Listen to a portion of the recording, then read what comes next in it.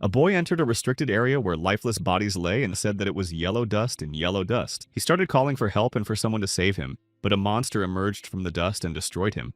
After a while, he was found. Government officials did not understand why he had entered the restricted area in the first place, and if there was a victim, they would have to write a report. The girl examined the boy and said that judging by the footprints, he was big. She suggested they get started so they wouldn't have to work overtime. During the examination, they heard something, and the girl took out her weapon. Another girl saw the monster and told Officer Khan that he was there. A member of the Yellow Dust Control team from the Ministry of the Environment said she would take care of it. All the candidates gathered in the interview room for 9th level civil servants in Seoul. Candidate number 12 was invited to enter. The boy decided to collect his thoughts in the restroom. He didn't want to go in because he was nervous and his heart wouldn't calm down. To calm down a little, he washed his face, realizing that it wouldn't help. So he decided to take a sedative, but then he thought that this would make things worse instead of calming him down. Then he saw a bird through the window. It seemed to him that the bird was asking him why he was looking at it. The boy thought that it was the end for him. The news reported that 4 people had gone missing while camping on Ganghwa Island. This guy's name is Han Maru, and he's 29 years old. He's just a regular guy living in South Korea. Like everyone else, he graduated from university and tried to find a job. He had been preparing for this 9th level civil service exam for 5 years. But before that, he failed 4 times and finally made it to the interview. The girl informed candidate number 35, Han Maru, that he was next and should prepare himself. Han Maru said that this time he would definitely pass and decided that he had to do it. The man asked him why he had decided to join the civil service, and he replied that he wanted to serve the public. He thought that it was probably for a peaceful life, a stable salary, and the absence of unexpected changes. The man asked what he would do if his manager asked him to do something dishonest. He replied that he would discuss the problem honestly with him. He would also find a compromise and, of course, be clever about it. The man thought to himself that he would simply ignore it because it could cause him trouble. The man asked how his interpersonal relationships were. Han Maru replied that everything was very complicated. He doesn't communicate well with people. And to be honest, his relationships were also tense. In college, his classmates gossiped behind his back, thinking that he had a disease. Then he thought that his communication skills were fine. He is close to both younger and older people. The man asked what that meant. Han Maru replied that he had misspoken, and the man said that this was finally the last question. He asked him to describe the most difficult situation in his life. He should also tell him how he dealt with it. Han Maru replied that there was nothing particularly difficult. He thought that the most difficult case was happening right now, at this very moment. The man asked him to calm down. Then he realized that they just wanted to test his problem-solving skills. Han Maru said the first thing that came to mind, about an incident from his childhood. When he was little, he went to the mountains with his father. Han Maru was lost in his thoughts and terrible memories. He lost consciousness, and the man tried to bring him to his senses by asking if he was okay. When he came to, he felt nauseous. Han Maru failed the interview again. He couldn't find a job, a girlfriend, or even friends, and he didn't know how to live a normal adult life. He heard someone knocking on the door and opened it to find his mother standing there. She asked why he hadn't answered his phone. Han Maru asked what she was doing there and whether she shouldn't be at work. His mother said she had brought him something to eat and would leave right away. He said that he could indeed use some food and asked if there was any meat. She replied that there was kimchi and stewed beans. Han Maru was disappointed but thanked her. His mother noticed the mess in the room and decided to clean it up. He told her to stop because he would clean up himself. Then his mother asked how the interview had gone. Han Maru didn't want to tell anyone that he had been bored. He had been bored stiff by the interviewer. His mother said that he would do better next time and not to lose heart. She patted him on the back and then asked if his financial aid had run out and took out an envelope with money. Han Maru said that he was old enough to manage and could even find a part-time job. His mother told him to just take it while she was offering, so he agreed and thanked her. She said that he must have done poorly at the interview. Maybe the sorcerer was right and he really needed to go to the mountains where he used to go with his father. Han Maru did just that. He hadn't been there for a long time and didn't want to go back to the mountains at all.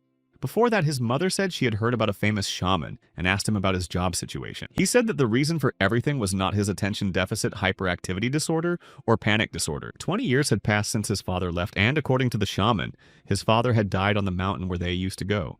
And now his spirit was blocking his path. The shaman said that he had to go back there, pour out the liquor, and calm his father's spirit. Only then will he pass the civil service exam. Han Maru is tired and does not know how much further he has to go. Finally, he reached the right place and was once again immersed in memories. He entered the house and saw himself as a child. He approached his father and said he was hungry, but his father stood in the corner and behaved as if he were out of his mind. These memories made it difficult for Han Maru to breathe, so he decided that he had to do everything quickly and return. So he took out the liquor and began to sprinkle it around, telling his father that he was probably living well wherever he was. But his mother asked him to come here. He hoped that everything was fine with him, but just in case, he would pray to the mountain spirit. So he said that his father had died. His mother tried to raise him on her own, so he asked the mountain spirit to help him find a job for her sake. Then he saw yellow dust, but thought that a forest fire had broken out somewhere in the mountains. So he decided to go down before anything happened. He said that safety was paramount, but then it seemed to him that someone repeated these words after him. Maru stopped and saw a silhouette in the middle of the yellow dust. A creature approached him and repeated, "Safety is paramount." He thought he was hallucinating again and rubbed his eyes, but it didn't help. The monster was still standing in front of him. Maru realized that this was bad and that in this case it would be better to just run away. But as soon as he was about to flee, the monster attacked him. He wondered if he was going to die like this. He had studied and worked hard his whole life and hadn't even had time to have fun, but what was the point now? If he died, he wouldn't have to worry about work or debts. His life was so miserable that no one would mourn him after his death. He remembered his mother and realized that he couldn't allow himself to die now. The monster repeated that safety was paramount, and then it lunged at him. Maru screamed for it to back off. A moment later, something happened, and he uttered the word "eat" and began to bite the monster.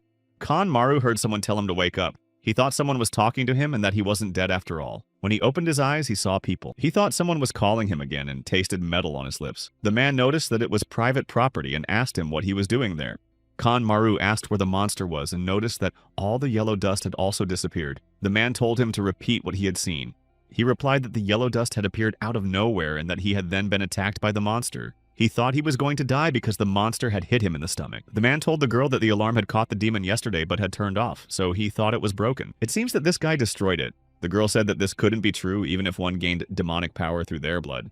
But it's still impossible to learn how to use it properly. The man asked Maru if he remembered what happened yesterday. Maru asked what he meant by yesterday, then looked at his watch and realized that a whole day had passed.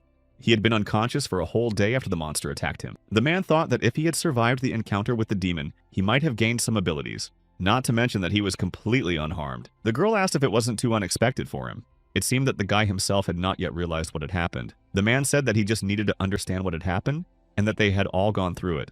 Then he approached him and said that he was just in time and should also participate. Maru asked what he meant. He replied that first they would find him some clothes because his clothes were torn. After that, they went to a meeting of government officials. Maru does not understand what has happened and why he is suddenly at a meeting of government officials and why he was brought here in the first place. All the people seemed suspicious to him and he did not understand what was wrong with their faces. He was very scared and began to feel very nervous. Yu Youngin said that she is the head of the Soul Department. She is pleased to welcome the new employees of the Ministry of Environment to the meeting. Maru apologized and said that he didn't think he should be there. Yu Youngin replied that she had received a report from the Ganghwa Island team. Starting from that day, he was hired for civil service, so she welcomed him. Maru doesn't understand how this is possible since he failed all his interviews. Yu Youngin said that everyone must be aware of the special representatives of the Ministry of Environment. Their job is to protect lives, so they must not say a word to family, close friends, or anyone else. If the information is leaked, they will be prosecuted. Maru thought about the state security article. Yu Yunin said that they were all new employees who had gained demonic abilities this month. When demon blood enters the body, there is a low chance of acquiring their abilities. Maru thought that this was nonsense because nothing like that had happened. But then he remembered that he had been bitten by a monster. Yu Yongshin said that fortunately, demons only appear in uninhabited mountains. Yellow dust appears along with them. Its concentration is classified from level 1 to level 10. The higher the level, the stronger the demon that appears. Yu Youngin told Mr. Sun Woo that he had transferred the ability of a 7th level demon. Therefore, she is looking forward to his future success. Sun Woo said that there was no need to say that, because he would do his best. Yu Young-in turned to Maru, who had received the ability from a 1st level demon, and asked him what his ability was. He apologized and said that he didn't understand anything yet. Sun Woo laughed at him. Maru didn't like him laughing at him. This was because he was at the 7th level, while Maru was only at the 1st. But that didn't matter. First, he needed to get out of this strange place. Then everyone heard a strange sound, and Yu Young-in said it was a warning of a demon's appearance. After that, everyone headed for the mountains. Yu Youngin said that it was time to practice, so let them show their skills. They need to hurry and get out of the mountain. Maru doesn't understand what he's doing here. Since yesterday, strange things have been happening around him. They need to get down the mountain right now. Before it got too windy, safety was paramount. After saying this, he noticed the strange dust again. He saw a girl and noticed that something was wrong with her hand. He wondered if she was okay. The girl caught the demon and immobilized it. Maru said that this couldn't be happening and asked what was going on. Then he noticed that the others were also very tense. Yu Young-in said that training had now officially begun. In front of them was yellow dust of the 1st level. Despite its size, this demon was the weakest. Captain Kang from Ganghwa Island immobilized it. Therefore, everyone could relax. This demon was immobilized. Captain Kang turned her attention to Hanmaru. She wondered if this was the person who defeated the demon with his left hand alone yesterday. She became curious about his ability. She also wondered how he was able to defeat the monster so easily right after gaining his ability. Yu Young-in told everyone to use their powers to defeat the demon. Hanmaru thought she had gone mad and wondered how they could possibly do that. His chest hurt and he couldn't breathe, and he realized that he was having another panic attack. Then he suddenly felt hungry, which surprised him. It was as if someone was whispering to Hanmaru that he needed to eat. He felt very hungry, but then Sun Wu approached him and Hanmaru came to his senses. Sun Wu asked if he was having a panic attack. Hanmaru replied that he wasn't. He was just hungry. Or more precisely, it was all because of the pain. But Sun Wu didn't understand and thought that he was a pathetic novice and of no use. Hanmaru did not understand what had happened and why he suddenly felt so hungry. Yu Young-in decided to explain the basics before they started. The girl asked if they could see the yellow dust around them. It was emitted by demons. The stronger the demon, the denser the dust. In the yellow dust, monsters can regenerate instantly, but that's not all. Yu Young-in took a knife and cut her hand. She then said that those who had gained demonic abilities would also regenerate in the dust, but not if they were seriously injured. In that case, nothing can save them, so they should be careful. Their powers can only be used in demonic dust. When the dust disappears, so will their powers. Sun Wu wondered how much longer they would have to listen to this useless information when there was a demon right next to them. The most important thing was to understand how to activate the abilities, so he bit his lip to test it. This helped activate the ability. Sun Wu realized that it worked if he hurt himself and the dust got into his blood, so he decided to start. He put on a glove and activated his ability. Meanwhile, the demon broke free. Captain Kang warned everyone to be careful. She wanted to help the newbies, but Yu Young-in told her not to interfere. Captain Kang noted that it was too much for the newbies. Yu Young-in said that they didn't have time to train, and that if they couldn't handle a monster of this level, they would simply die on the battlefield. Hanmaru asked the monster why it was looking at him like that. After that, the demon attacked him and caused damage. He asked why it was doing that. Then the demon was attacked by a user with the centipede demon ability and a user with the beast demon ability. They thought they had destroyed him, but noticed that his wound had healed. After that, the demon grabbed the boy. The guy started calling for help. Sun Wu told him to stop and asked if the demon was sure he would let him go that far. Sun Wu has the ability of a temple demon. He took off his gauntlet, clenched his fist, and told the demon to die. His ability works on demons when they harm themselves. The demon will die if his head is severed and the dust stops spreading. The other newcomers were surprised that he had the ability of a 7th level demon. It was really impressive, and he dealt with everything in an instant. Sun Wu said he was sorry it was over so quickly, because it was a great opportunity to try something else. Captain Kang said that he broke her knife to awaken the demon. This put the others at risk if he understood. He replied that he hadn't broken anything and asked if she had any proof. She asked if she could damage his finger again, and they would see if her blade would shatter. Yu Young-in thanked him and said that it was very good and not bad for a first time, but someone was missing among them. Hanmaru ran away, saying that he had suddenly been appointed a government official and told to destroy the demon, but he couldn't do it and wouldn't. It was better to run away, and escape was the only way to survive. Then he stopped because he saw something in front of him and asked what to do now. Yu Young-in said that he really did run away after meeting the demon, and that it was unworthy of a government official. Captain Kang doesn't understand what happened. Either her imagination was playing tricks on her, or the monster had decided to attack him. Yu Young-in said that Kang-ga or the guard should look for him. Captain Kang asked if it wasn't strange. The monster was dead, but the yellow dust was still there. Yu Young-in replied that it was indeed so. Hanmaru asked where the gate came from. Then he saw another monster coming out of the gate but managed to hide. He did not understand how he had managed to get into such an unpleasant situation again while running away. Hanmaru decided to take a look and saw that it was empty.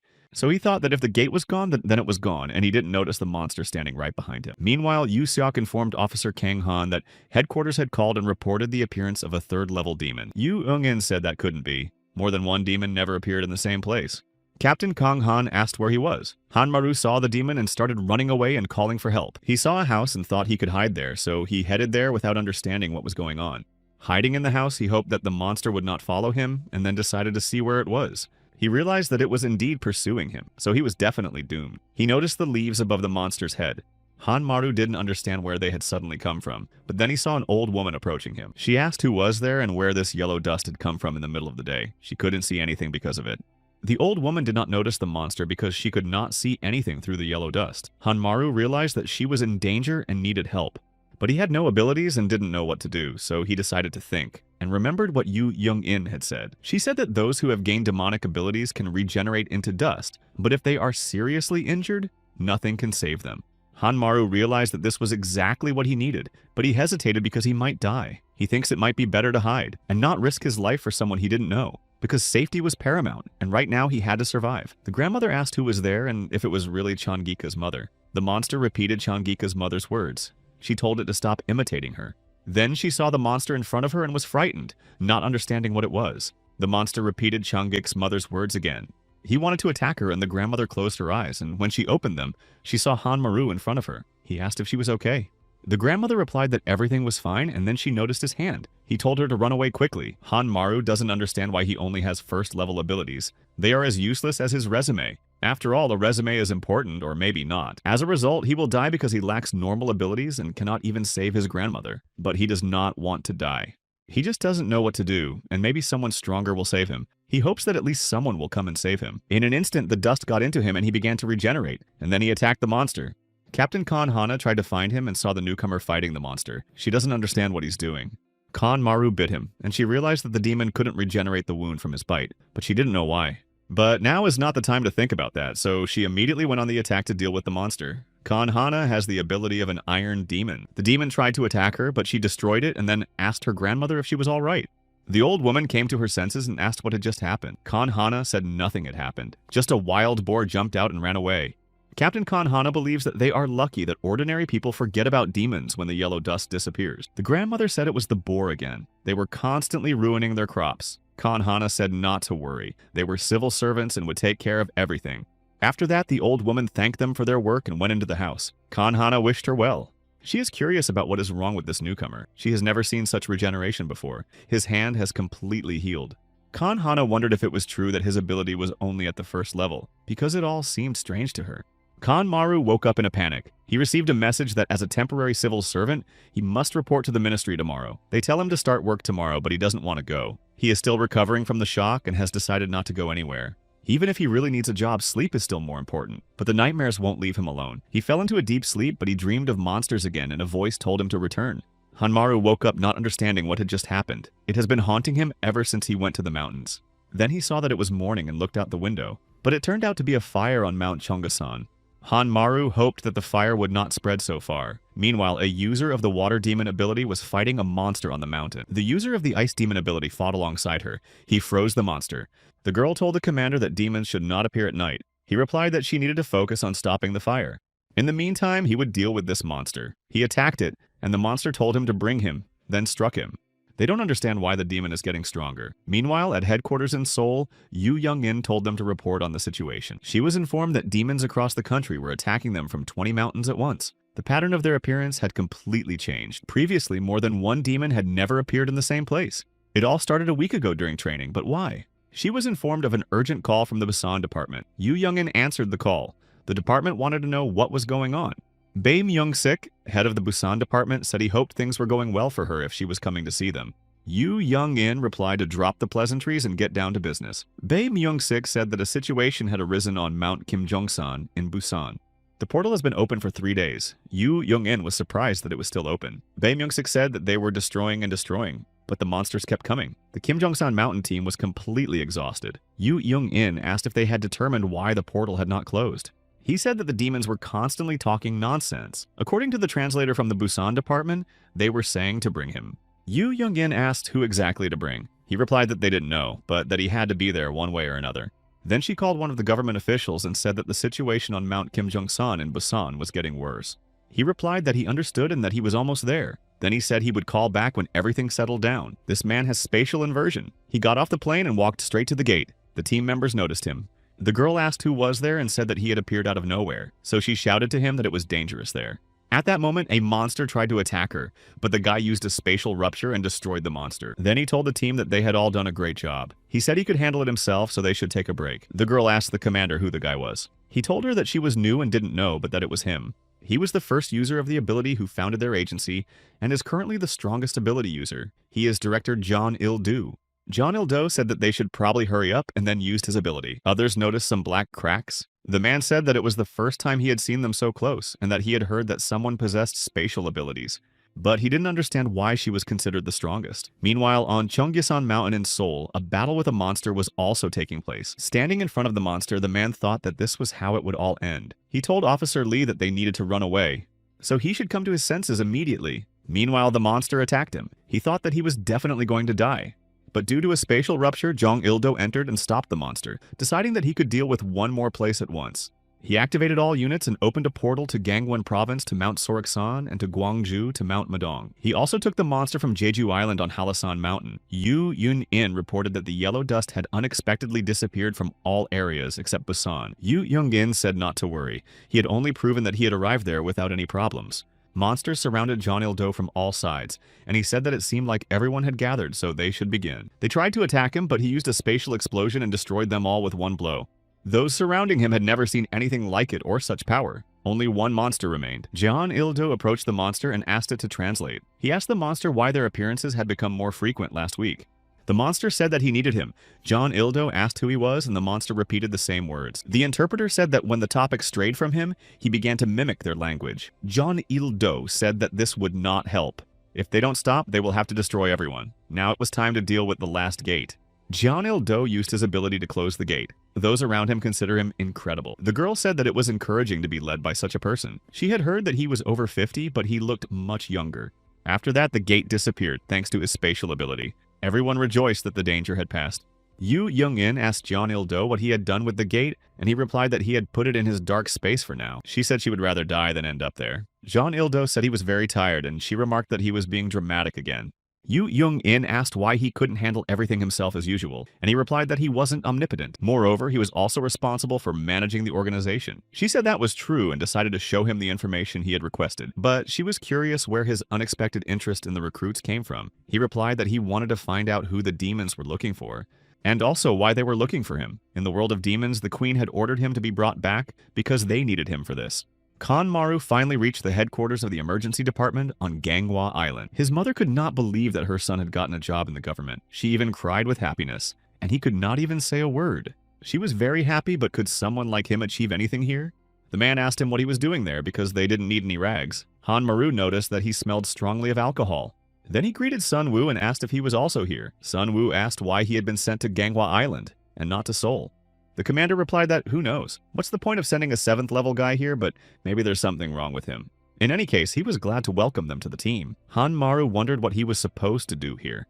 A terrible image appeared before his eyes, but the commander asked him why he was standing there and told him to come in. In fact, it wasn't as terrible as he had thought, and it was even a little unexpected for him. The commander said that first of all, he was Go Dokman, the team leader. He was 41 years old and had been in service for 12 years. Then he introduced Yoon Ji-won. She was 36 years old and had been in service for 7 years.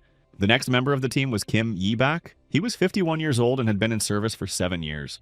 Their team also includes Inspector Nam Yo-suk. He is 25 years old and has been in service for 1 year. That's all, and they'll sort out the rest. Hanmaru was surprised that that was all he wanted to say, especially since he is a rookie and needs at least some guidance. He wonders if they were all nervous on their first day too. He noticed that everyone was busy and decided not to distract them, so he just asked how they were doing. Sun Woo asked why he was looking at him like that and thought his colleagues were crazy. In his opinion, it was just ridiculous. Why should he, an elite, work in a support unit? Hanmaru doesn't understand what's wrong with working in backup. Hanmaru asked Nam Yo-suk what the Ganghwa Island Department does. He replied that they are a special unit fighting yellow dust. They have a total of 13 headquarters. They are located in Seoul, Gyeonggi-do, Busan, and other cities.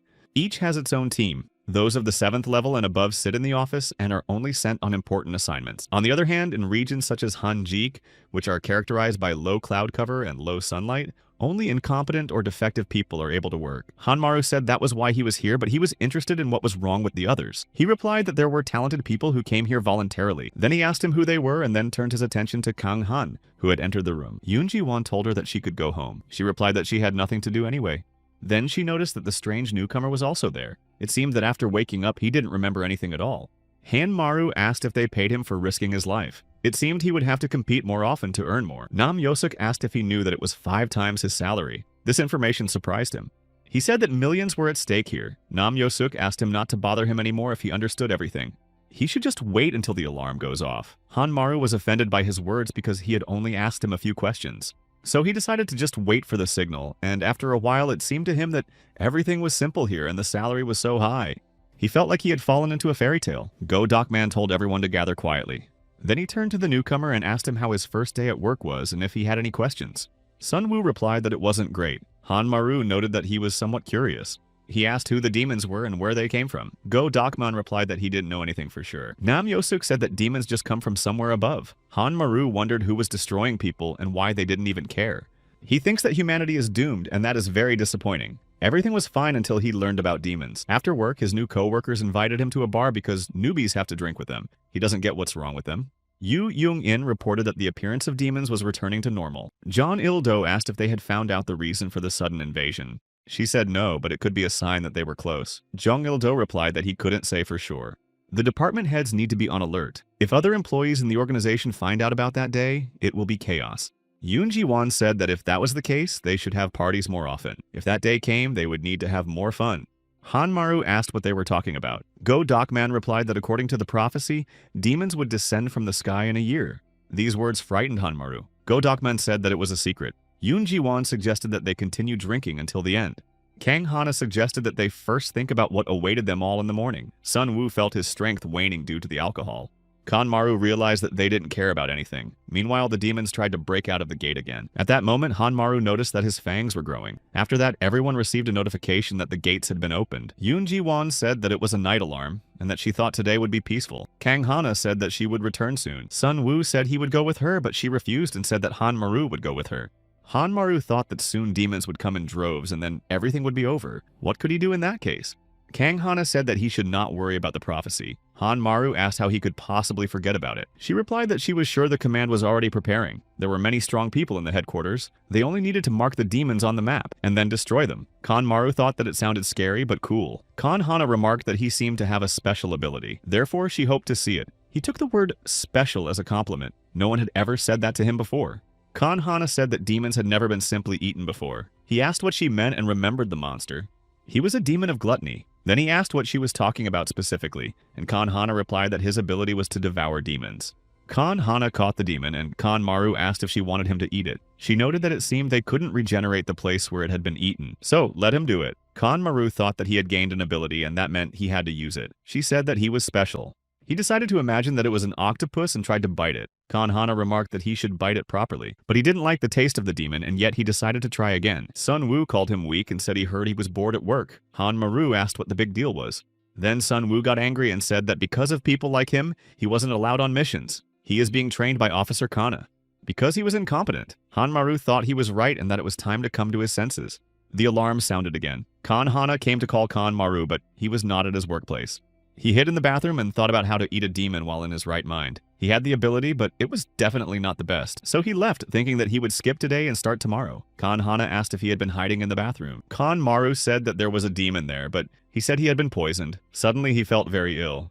Kan Hana said that he was not cut out for this job. He didn't need to work for the government just because he had demonic abilities. So let him just sign a non-disclosure agreement and live under supervision for the rest of his life. But he didn't like being under surveillance. What about his privacy? Kan Hana said it was better than death. Mentally weak people like him don't stay here long. Besides, there's always a chance of accidentally killing a civilian. If he can't work properly, let him leave the team and not take up space for no reason.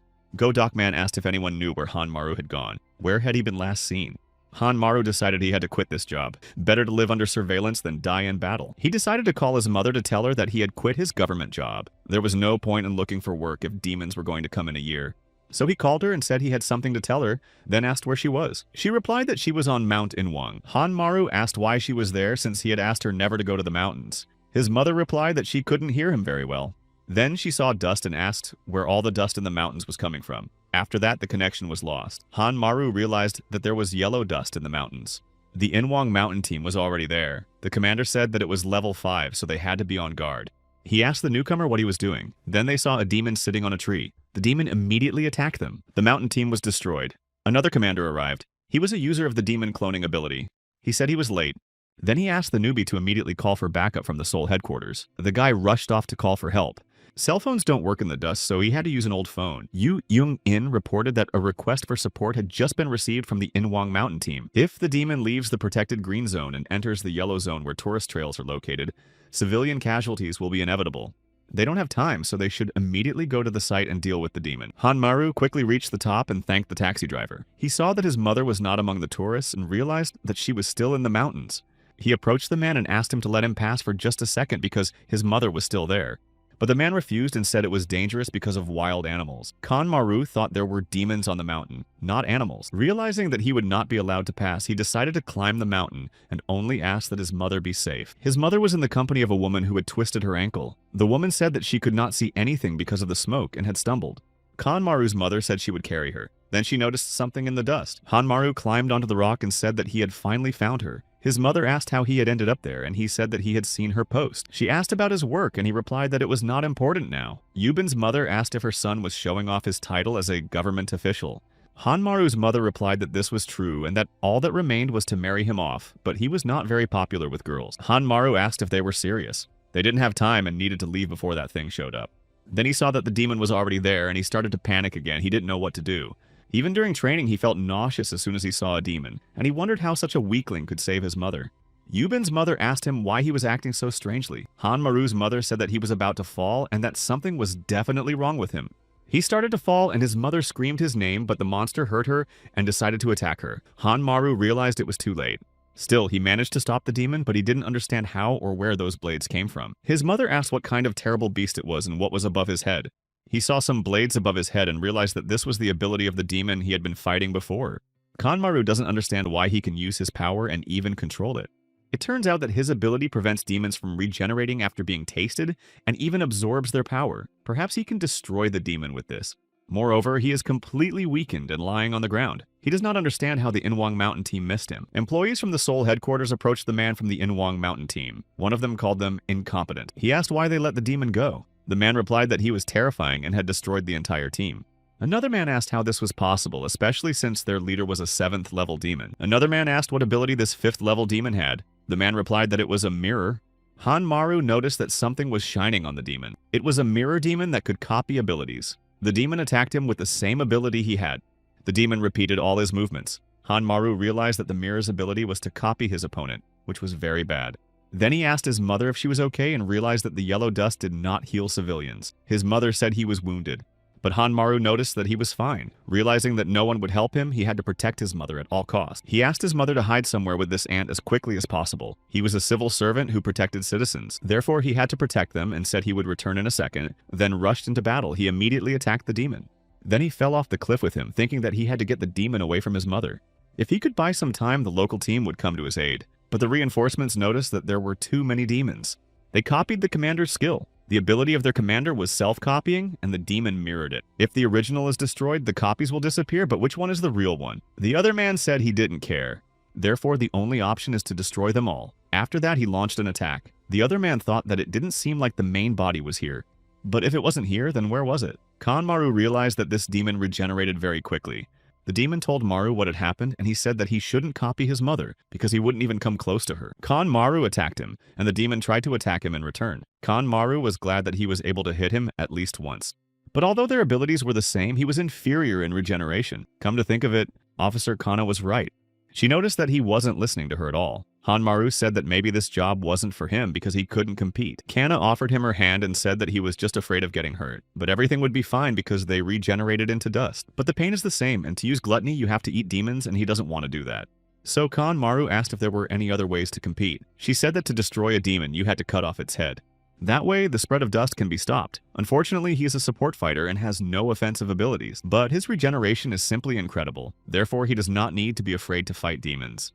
Hanmaru realized that his regeneration was superior, and that the main thing was not to be afraid. In addition, his gluttony gave him attacking abilities. But he can't hit the neck accurately, and if he can't aim, there's only one way. That means he has to strike. Hanmaru attacked the monster and thought he had won. But the demon blocked his super strike. The demon grabbed him and asked what was wrong with him, then climbed up the rock with him. Hanmaru realized he couldn't breathe. Therefore, he must use his gluttony right now. Now is not the time to hesitate. But the demon bit him. Because of this, he began to lose a lot of blood and couldn't regenerate. He thought that the demon had even copied his gluttony. He didn't know how long a person could survive with such blood loss. He didn't have time, so he had to act to avoid losing. Hanmaru remembered how Khan had asked him how many times he had passed out. He explained that they were panic attacks. He cannot control them. His chest tightened and he felt like he was about to die. She said that in that case, he would have to pull himself together, otherwise his simple feelings would not be enough. After all, they were the last line of defense, and if they died, civilians would be in danger. Hanmaru's mother called him. He thought that if he died, he would at least take this demon with him, and then he attacked him. He grabbed him and attacked him with his ability. He managed to defeat him, and Hanmaru cut off his head. The staff at headquarters realized that the clones were disappearing and thought they had destroyed the real one. But another man said that someone had dealt with him for them and wondered who it was. The monster died and Hanmaru's wounds began to heal, but he really thought he was going to die. He decided to go to his mother because she would be worried. But then he heard a voice telling him to eat him. Hanmaru wondered how he could have forgotten and asked his father why he had to eat him. But this demon was strong and had unusual abilities. If he ate him, he would gain his skills. Then he remembered the prophecy that in a year demons would rain down from the sky and he would have to become stronger to protect his mother. Therefore, he decided that in that case, he would devour all the strong demons. After that, he ate the demon. Hanmaru's mother asked if she had passed out on the mountain and noticed that she still couldn't remember anything. Hanmaru asked if she really couldn't remember anything and thought it was good that his mother didn't remember what had happened in the mountains because of the yellow dust. He showed her the news that there had been a fire on Mount Inwang and that there were injured people, so he told her not to go to the mountains anymore. She replied that she had been told that someone who looked like his father had been on Mount Inwang, so she decided to check. Hanmaru thought that his father had disappeared in the mountains, and that perhaps the demon had destroyed him. Memories of how the demon had destroyed his father echoed in his head. He did not understand what had just happened because he did not remember it. His mother asked him why he had suddenly turned pale. She noticed that it must be difficult for him to work at the company these days. Hanmaru replied that everything was fine and that he was probably getting used to it. He returned to work and greeted everyone. Yoonjiwon asked him where he had disappeared to yesterday without a word. Sunwoo said that he was obviously scared and ran away. Hanmaru apologized. Kang Hana noted that she had forgotten to say something. He didn't look well yesterday, so she let him go. These words surprised him. Yoonjiwon asked if she was joking because you can't forget something like that. Kang Hana apologized, and Yoon Ji-won asked if she really thought an apology would solve everything. She was not fulfilling her duties. She was also abusing her authority. Kang Hana replied that she didn't remember anything like that. After that, the alarm sounded again.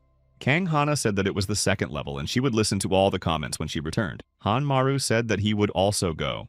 They went up the mountain, and Kanmaru apologized for making her take the blame. Kan Hana said that he left because she said too much. Then why did he come back? Kanmaru replied that he was ready to fight. Then they saw a demon who repeated his words, ready to fight. Kan Hana said that second-level jokes were no good. The fifth easily destroyed the Inwang Mountain team. Hanmaru realized that they were talking about the demon he had fought yesterday. Nam Yosuk said that fortunately, the headquarters had taken care of him.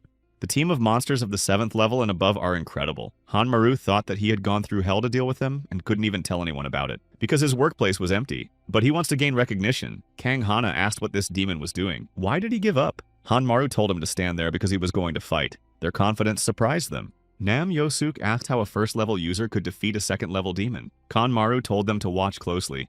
Then he approached him and activated the Mirror Demon's ability. It was time to show his power. He had grown after the battle on Mount Inwang. He was no longer a useless member of the team. The demon told them to watch closely.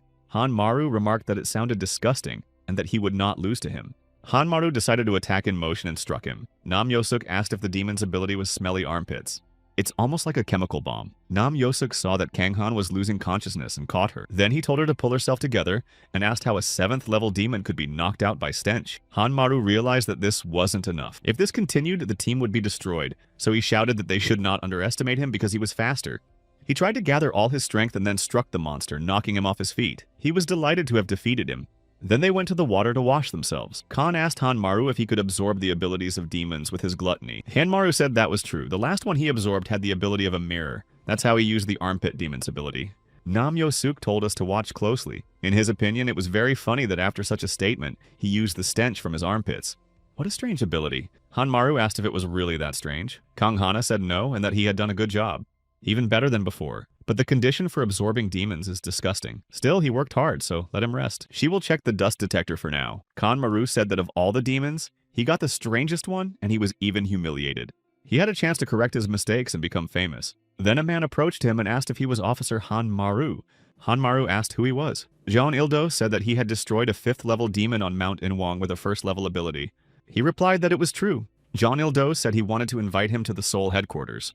Hanmaru was surprised that he was being invited. Jeon Il-do asked if he knew about the Seoul Division team. He replied that he had heard about the demons there, or rather, the best of the best. But why him? Jeon Il-do said that he had a talent for recognizing potential. Jeon Il-do returned to headquarters. Yu Young-in asked where he had been because the meeting had been postponed because of him. He replied that a new recruit had caught his attention. Yu Young-in asked if it was his son, Sunwoo Eden. Jeon Il-do replied that after the divorce, his son hated him and didn't want to see him, but he was interested in another boy. She asked if he still thought that a high-level demon would appear because of the newcomer. He replied that he did. He had a feeling. He said to keep a close eye on Gonghwa Island to see if anything interesting happened there. Hanmaru cannot believe that he has been invited to the Seoul branch, but they only fight dangerous demons. Safety is paramount, but he was recognized because he is the best of the best. He himself cannot believe how cool he is. Sunwoo asked the 1st-level guy why he's been smiling so creepily all day, but there's nothing weird about that. Such weaklings probably like to cool off in the office, and he's probably very afraid. That's why he couldn't get into the Soul Branch, because of his incompetence. Hanmaru asked who among them was incompetent. Sun Wu got angry and asked what he had just said. Is that really what someone who uses body odor as a weapon says? Hanmaru said that Nam Yosuk was talking nonsense. Nam Yosuk said that he would never lose. Then he began to tease him by repeating his movements during the battle with the demon. Go Docman thought it was very funny. Yoon Ji-won thought that they were all acting crazy and told everyone to be quiet and stop teasing Hanmaru. She noted that he had done well. He used to hide in the bathroom, but now he can compete, which is great progress. So he's just a good guy. Hanmaru thought that things had only gotten worse and that it was a great shame for him. Then he looked at Kang Han. He thought that her indifference annoyed him even more, especially since everyone here considered him incompetent. Director Cho Il-do told him to call him when he made a decision. He thought that would be the right thing to do. That way, he would forget about the humiliation and start with a clean slate. Therefore, he needed to move forward and transfer to the Soul Branch. Kang Hana sounded the alarm and reported that a second-level demon had appeared. She wanted to tell everyone who would go with her. Sun Wu grabbed her by the arm and said that this time he would definitely go no matter what, because he would soon die of boredom here. Then he asked if Hanmaru would go with him because newbies needed to bond. Hanmaru agreed, and they left together. Hanmaru realized that he didn't want to spend another second with this madman. He had definitely lost his mind. He had to figure out what was going on and call the director. Sun Wu asked what was happening because it was starting to annoy him. Hanmaru asked what had happened. Sun Wu asked him if he had gone blind like a demon and told him to look over there. This house is emitting yellow dust, which means there are people inside. Sun Wu told him to follow him. Hanmaru didn't like it and didn't understand why he was giving him orders. Upon entering the house, they noticed that the dust inside was thicker than outside. This is the 4th level or higher. Fortunately, there is no one in the house. Hanmaru told him to be careful because they did not know where the demon might come from. Then he asked if he heard him. He told him not to wander around aimlessly. Sun Wu approached the door and said that it must be here. He tried to open the door, but it was locked. Hanmaru pointed out that he had asked him to wait and that who knows what was inside. Sun Wu said that he was in his way and to get out of the way. If the door wouldn't open, he could just break it down. Hanmaru asked if it was still locked and was glad that he was alive.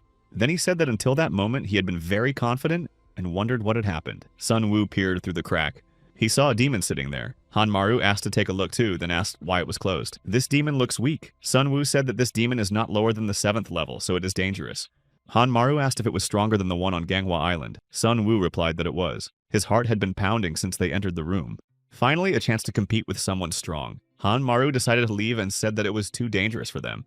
He had to report this to the department. He tried to open the door but couldn't. Hanmaru thought that this couldn't be happening. He tried to break down the door and thought that if the front door was the same, he wouldn't be able to get out. He thinks it's all because of that demon. Sun Wu tried to open the door and shouted at the demon to come out and fight him, calling him a weasel. Hanmaru realized that he was stuck in this house with a madman who was obsessed with demons. Moreover, this demon was a 7th level hikikomori, so things couldn't get any worse. The demon began repeating the word owl over and over again. Sun Wu couldn't open the door. After so much effort, there wasn't even a scratch on it, and he became curious about what the door was made of. Hanmaru also tried to get out by any means necessary. He tried to break down the door or windows with a chair. The doors, walls, and even the windows were so strong that they couldn't be broken. It seemed that the demon Hiki had the ability to lock them inside the house. They had been there for an hour, and he was starting to panic. The office must have started to worry about them. Another hour passed, and Hanmaru thought they had simply forgotten about them. Meanwhile, their team was working in the office. Yoon Ji-won asked how they could forget the date of the training in Busan and asked if the materials were ready. Kang Hana asked Nam Yo-suk about his file. After that, he sent her the documents to check. She prepared everything and handed the files to Commander Go Dokman. He thanked everyone and said they would see each other tomorrow morning. Yoon Ji-won said that they would skip the morning tasks and go straight to coffee. Finally, they breathed a sigh of relief. Then they realized that 3 hours had passed. Nam Yo-suk asked what had happened to the two of them. Yoon Ji-won said that was why they shouldn't have sent the newbies. She said Nam Yo-suk should go with her. Kang Hana and Kim Yibak should wait here. Kang Hana said she would go too because something was definitely wrong. Yoon Ji-won asked if she was okay because the scene of the incident was not far from there. Kang Hana replied that she shouldn't worry about her. The team immediately went to the mountains but couldn't find the new recruits. Nam Yo-suk asked what was going on. Hanmaru jumped out to them with Song Woo and told them not to close the door, but the door closed anyway. Then he asked why they had entered in the first place. Yoon Ji-won asked what was wrong with them and what had happened. They showed them that the demon had locked himself in that room. Kang Hana asked everyone to step back. After that, she activated her ability and tried to open the door, but it didn't work. Yoon Ji-won said that now it was her turn to try. She had the ability of a spider demon and decided to use it. She hoped that the spider would crawl through, but the hole was too small, so nothing worked. Hanmaru was surprised that she cared about the summoned creature as if it were a pet. and he thought it was strange. Sun Woo told Officer Nam not to stand aside and show what he was capable of. He replied that he had no offensive abilities. Hanmaru asked if that meant he was useless on the battlefield. Nam Yosuk asked what about him. He absorbed the mirror demon with his ability, so let him use it. Hanmaru said that the demon is not normally visible. Moreover, he was too far away to activate his ability. Nam Yosuk said, "Does that really mean he's useless too?" Sun Woo asked if anyone was left in the office and if there was anyone who could save them. Yoon Ji-won said that the boss was currently in training and would not be back until tomorrow. Nam Yeo-suk said that Kim Yi-bak was still there, but then they turned around and saw him standing next to them. Everyone was frightened and asked how he got there. He said he came because no one had returned. No one even noticed him come in. Yoon Ji-won asked Kim if he could handle it. Hanmaru asked what kind of show this was and if he had really gone to sleep there. She replied that she had no idea. Kim usually works in an office, so she had never seen his abilities. Hanmaru thought he couldn't believe it. The incompetent individuals arrived to rescue them. Yoon Ji-won suggested that everyone search for a way out together. Seong-woo stated that he had already mentioned that he was not there. She asked if he was suggesting they just sit and wait. Nam Yosuk suggested waiting for the captain to return, especially since it was quiet there. Hanmaru didn't like the idea of being stuck here with the demon until tomorrow. He noticed Kang Han and thought she was eerily quiet. Nam Yo-suk asked if they thought something was wrong. Why wasn't the demon moving and how was it going to destroy them? Then they heard a sound coming from the master bedroom. They all noticed that the house was beginning to shrink. They understood the demon's goal. He wanted to make the house disappear along with the space it occupied so that he would be the only one left. Hanmaru realizes that if they don't get rid of the demon, it will crush them, but he doesn't know what to do. 4 years ago, Kang Hana went to visit her younger brother Kang Yoon and her grandmother. Kang Yoon said how wonderful it was to spend time together like this and asked her to visit them every vacation. She agreed with him. Then she asked him what the drawing was and if he would get in trouble with his grandmother for drawing on the walls. He said no. His grandmother, on the contrary, said that he was a good boy. The drawing depicted their happy family, Kang Hana, him, and his grandmother. Kang Hana noticed the same drawing on the wall. She couldn't let this house disappear, so she tried to escape. But she wasn't strong enough. The sword needed more blood. Yoon Ji-won told her to stop because it was dangerous. Hanmaru tried to stop her and knocked her down. After that, she lost consciousness, and everyone noticed that the house had stopped shrinking. Yoon Ji-won asked Kang Han if she was okay. Hanmaru said that she seemed to have lost consciousness from blood loss. But he didn't understand why she had gone so far. Yoon Ji-won said that this place was Kang Han's grandmother's house. She lost her grandmother and younger brother to a demon and gained her powers when she became the only survivor. Hanmaru said that was the situation. Nam Yo-suk said he thought the house was finished and was glad it had stopped. Yoon Ji-won pointed out that they needed to get out before the walls started narrowing again and asked if they knew the saying. A rolling stone gathers no moss. They tried to break down the wall to get out. Sun Woo said he was starting to lose his mind. At this rate, they would never get out of there. He suggested that Hanmaru switch places and Hanmaru was surprised that it was already time. Then he said that his arm hurt and he wanted to eat and drink. Kanhana came to her senses and said she would take care of it. Hanmaru asked if she was awake and suggested she rest a little longer. She replied that she was fine. Then he said that he had heard that it was her grandmother's house. It was very strange that an abandoned house was so clean and she must have cleaned it. Kanhana said she had been waiting, and he asked what for. She replied that she had been waiting for the demon who had destroyed her family. He would definitely return. Hanmaru asked how she knew, and she replied that it was because this demon was different from the others. He had intelligence and a purpose. It didn't seem like he just destroyed people like the others. When the demons come to the surface, this one will definitely return. Hanmaru asked if that was why she joined the local team despite her 7th level ability. Kanhan asked if he was disappointed. After all, she only cares about the demon who destroyed her family. He said that wasn't entirely true. He also had no sense of duty. There was simply no other choice, especially since the salary was high. Kanhana asked if he would go to the Soul Branch. After all, they pay much more there. Hanmaru asked how she found out about that. She said that she saw them on the day she returned. Hanmaru replied that he hadn't made a final decision yet. She said it would be a great decision. Kanghana wanted to say something, but the walls began to move again, so they all decided to run into the hallway. Kanmaru wondered what she wanted to say because he hadn't heard her words, but he was very curious to find out. The next morning, everything finally stopped. Nam Yosuk told us that the captain was the only one they could count on, but how long would they have to wait for him? He said he would arrive before the start of the working day and had probably taken a detour. That was definitely the case. Hanmaru said that Kim Yi-bak hadn't woken up. They were trying their best to escape from there. The walls began to narrow again. Hanmaru said we needed to wake Kim Yi-bak, but then he saw that he had already woken up. Hanmaru asked him what was wrong with his face, and he replied that he had calculated the most opportune moment. They asked him what ability he had used and what he had done. Kim Yi-bak said that he could have escaped too. He had brought mold spores through a crack in the door. The ability takes a long time to work, so he uses it rarely. Kim Yi-bak has the ability of a mold demon. They praised him. Nam Yosuk said that he should have told them about it earlier. Hanmaru agreed and remarked that he did not fully understand him. Sun Woo said that they would talk later and that for now they should take a look at it. The demon came out of his room. It turns out that this is not a lone hikikomori demon. There is a whole group of them here. How can they possibly fight so many 7th level demons at once? The demons attacked them. Kang Hana told Nam Yosuk to hide the team members. He replied that he was already doing so. Then he used the demon's zero presence restriction. He has the ability of a zero presence demon. Kang Hana tried to attack one of them, but the corridor was too narrow and her blade got stuck in the wall. At that moment, Hanmaru attacked one of them and bit him. Nam Yosuk said that they were doomed because the demon was trying to collapse the ceiling. Hanmaru said he would not allow that to happen. He used his mirror demon ability and said the ceiling would remain in place. Nam Yosuk said that the pose was not very attractive, but he was doing well. Hanmaru replied that he could not move. The demon approached him, but Sun Wu noticed him and told the first level demon to hide behind the barrier and not get in the way. Hanmaru told him to be careful. The demons attacked Sun Wu and began to bite him, but Yoon Sun Wu used her spider and it saved him. Nam Yosuk asked her to help Connie. They would protect Hanmaru. Hanmaru said that they were doing well. Nam Yosuk said that he knew they were hiding in fear. Yoonji Won said that it was strange and asked why the demons kept coming out of that room. Hanmaru decided to do something. He said that if that was the case, he had to go there and ask to be let into the room immediately. He saw the demon and said that he was sitting in the room like a coward and sending clones to them. In that case, let him stay here forever. He used his ability and then rushed to get out of the room. Sun Wu reached out his hand and managed to catch him. With his help, Hanmaru was able to get out of the room in time. Everyone rejoiced that they had finally won. Yoon Ji-won said that his mirror ability was incredible. Nam Yosuk remarked that it was not at all like a battle with the demon. Kang Hana looked at the house and was lost in memories. Hanmaru realized that after the demon's death, he would not be able to use his mirror ability. Therefore, he decided to absorb this demon. Nam Yosuk asked what he was doing. Hanmaru thought that there was still some dust left in the house, so he should be able to do it. He tried to use his ability to restore the house, but he didn't have enough strength. But he continued. Kang Hana stopped him and said that was enough, then thanked him. He managed to restore the wall with the drawing of her younger brother on it.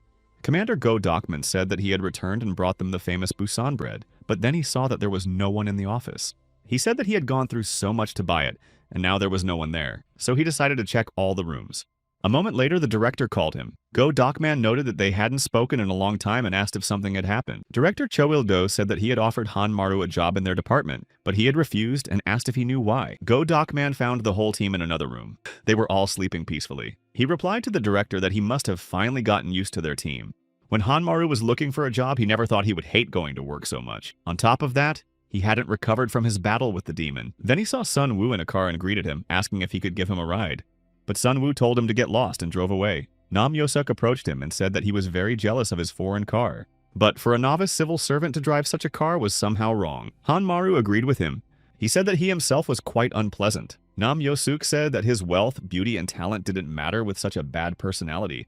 He was sure that he didn't even have any friends. Hanmaru thought that he didn't have any either, and that he felt like a failure, which is why he envied him so much. Finally, they arrived at work and greeted everyone. Go Dokman turned to Hanmaru and said that he had finally arrived. Their dear owner of the 7th level ability. Hanmaru wrote down who else was a 7th level owner. Yoon Ji-won said that he had absorbed a 7th level demon, so she wanted to congratulate him. Go Dokman said that he thought they had taken a weakling into the team, but he turned out to be a workaholic. Hanmaru thought it was great to be recognized by the team. Nam Yosuk said that his appetite was incredible. He is the only one whose strength can constantly grow. Sun Wu said that the workday has already started, so they should stop talking. Hanmaru doesn't understand why he's so angry when he hasn't said a word. His hostility from when he was a first-level member hasn't subsided one bit. Perhaps it's a personal grudge. Kang Hana asked Hanmaru if he wanted to go outside to talk to her. Hanmaru asked what happened, and she said she wanted to thank him for what he did at her grandmother's house. He replied that everything was fine. Especially since they were on the same team, that's how it should be. She said that after that, she was finally sure of her feelings for him. Her words about her feelings for him confused him. Kang Hana said she didn't think he was only a first-level ability user. Hanmaru asked her what she meant. She replied that it couldn't be that his regeneration and ability to absorb demons were only first level. He said that it meant that he had not encountered a gluttonous demon that day. Kang Hana told him to try to remember.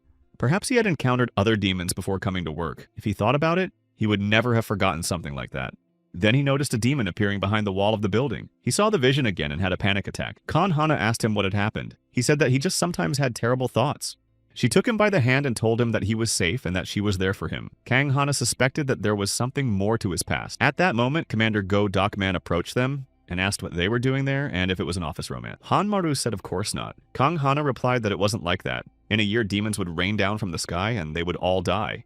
Therefore, starting a relationship was nonsense, and she was not interested. These words struck Hanmaru right in the heart. He didn't understand whether she wasn't interested in him or in relationships. After these words, she left. Go Dokman said that he had been rejected. Hanmaru explained that it wasn't what he thought. Then he wondered why he felt so bad. Yoonji-won said that there was an hour left until the end of the workday. Everyone except the night shift went to check the yellow dust warning system. Hanmaru thought that there was nothing between them, but because of the captain's appearance, he now felt very awkward. Still, he thinks she's right. They could all die, so there's no time for relationships. They need to think about how to survive the demon invasion, but they definitely don't have enough information. It would be great to talk to them. After that, the phone rang. It was an emergency call. Kan Hana picked up the phone, and Nam Yosuk said he was on the line. There is a demon in the third zone, and he is on his way there. The captain has also been injured, and they should watch their words. After that, the connection was lost. Kang Hana didn't understand anything he said and said that couldn't be true. The captain has a 10th level ability, but the demon still wounded him. Hanmaru was surprised. Could this lazy old man really have a 10th level ability? Kan Hana said that he was approaching, so they should be careful. The demon defeated the owner of the highest ability. The demon approached them and said hello. They were surprised that he could speak. Then the demon said he was glad to see them and that maybe they could talk a little. Kanmaru said he spoke just like a human. Kan Hana said that it was a demon who was speaking. The demon said that there was no need to be aggressive. He was not looking for a fight, only a conversation. Kanmaru asked what he wanted to talk to them about. Kan Hana remembered that Nam Yosuk had warned them to watch their words. Therefore, she told Kanmaru not to answer him. He noted that this way they could learn more about the demons. They would soon come for their souls, and they had almost no information. Hanmaru asked where they came from. The demon replied that they had come from Naraka. These are mythical hellish worlds. Hanmaru asked where that was, and the demon replied that it was in the depths of hell itself. It was a dark place where they were forced to fight each other for eternity as punishment for the terrible sins of their past lives. Hanmaru thought about his past lives and said that this meant that demons were also humans, but that simply could not be. The demon said that it was true and that they had once been human. Hanmaru thought that his first demon had also been human. It turns out that all this time he had been devouring people. After that, he felt nauseous. The demon asked if he could ask a question in return. Kan Hana told him to stop talking to him. He may look friendly, but attacking the captain and the inspector was his doing. She decided to attack him, and the demon told her to stop because he hated that. Then he said that by destroying him now for her brother, she would not be avenging him. After all, his death was her fault. Kan Hana remembered how everything had happened and how her younger brother had tried to protect her. The demon said that he died protecting her even though she, as his older sister, should have saved his life. After that, she lost consciousness. Hanmaru noticed that she had a wound right in her heart.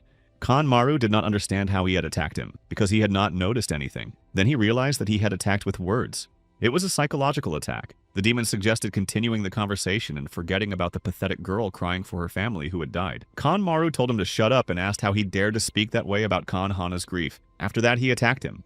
After striking the demon, he attacked him again. The demon told him to just look at him. He spoke as if she had not abandoned him. Kanmaru felt that he couldn't move, and he had a feeling that something had appeared right in his heart. No one had abandoned him, and now was not the time to let his emotions get the better of him. But why was this happening since he had never had romantic feelings for her? He just thought she was a strong and good partner. Hanmaru felt pain in his heart and realized that it was the result of a psychological attack. The demon said that emotions make a person weak, and he had never felt them, even when he was human. Hanmaru thought about how his body wasn't moving. Then the demon asked why he wasn't responding. Hanmaru thought that anyone with feelings couldn't resist his attack. Even the captain had fallen victim, even with 10th level abilities. The demon said it was time to end it. What fun could there be? Especially when he couldn't even speak. Hanmaru realized that he was doomed and hoped that someone indifferent would come and save them.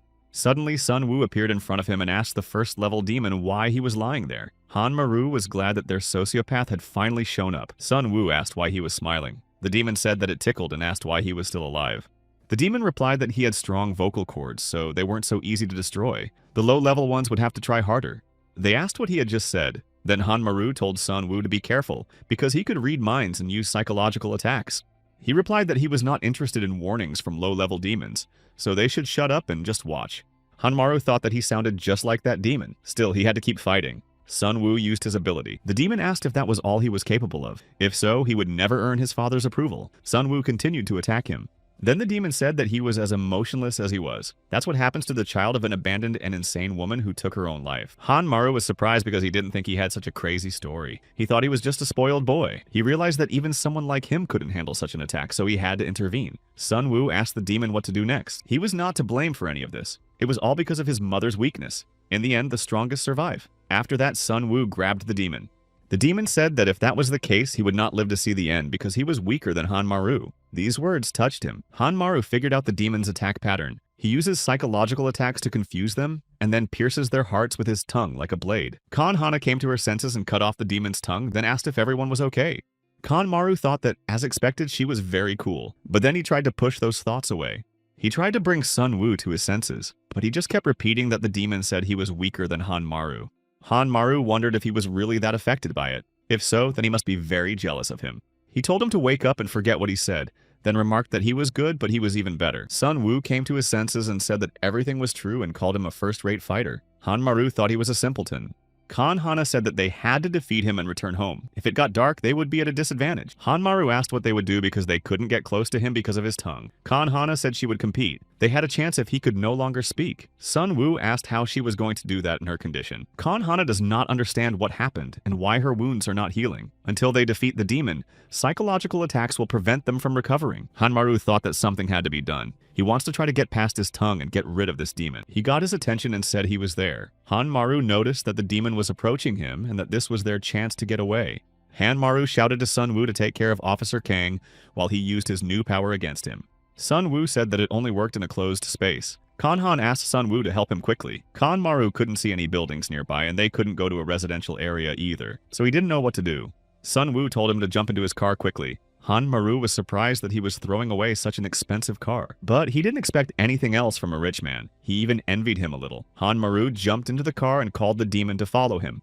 The demon got into the car. Sun Woo closed the door and Hanmaru jumped out. Then he said that they had done a great job. Then the demon attacked him, but it was his copy. Hanmaru grabbed him and began to devour him along with his copies. Sun Woo began knocking on the car door, asking how long he was going to stay there. He didn't understand why Hanmaru wasn't getting out of the car. Kanghana approached him and asked what had happened and what had happened to Hanmaru. The demon told Hanmaru that he shouldn't do that and to let him talk to him. Could he be a cruel person just like his father? The demon asked him how he felt when his father disappeared. And what if he were in his place? But Kanmaru told him to stop prying into other people's thoughts. He damaged his eardrums so he wouldn't have to hear him. Then he asked if he was deaf because it was the last time he would tell him to shut up. Kanhana noticed that something was happening to the car and that it was getting smaller. She screamed for him to stop. Sun Woo grabbed her and told her to be careful. Then they noticed that the dust was disappearing. Kanghana approached the car and said that they needed to get Hanmaru out right away.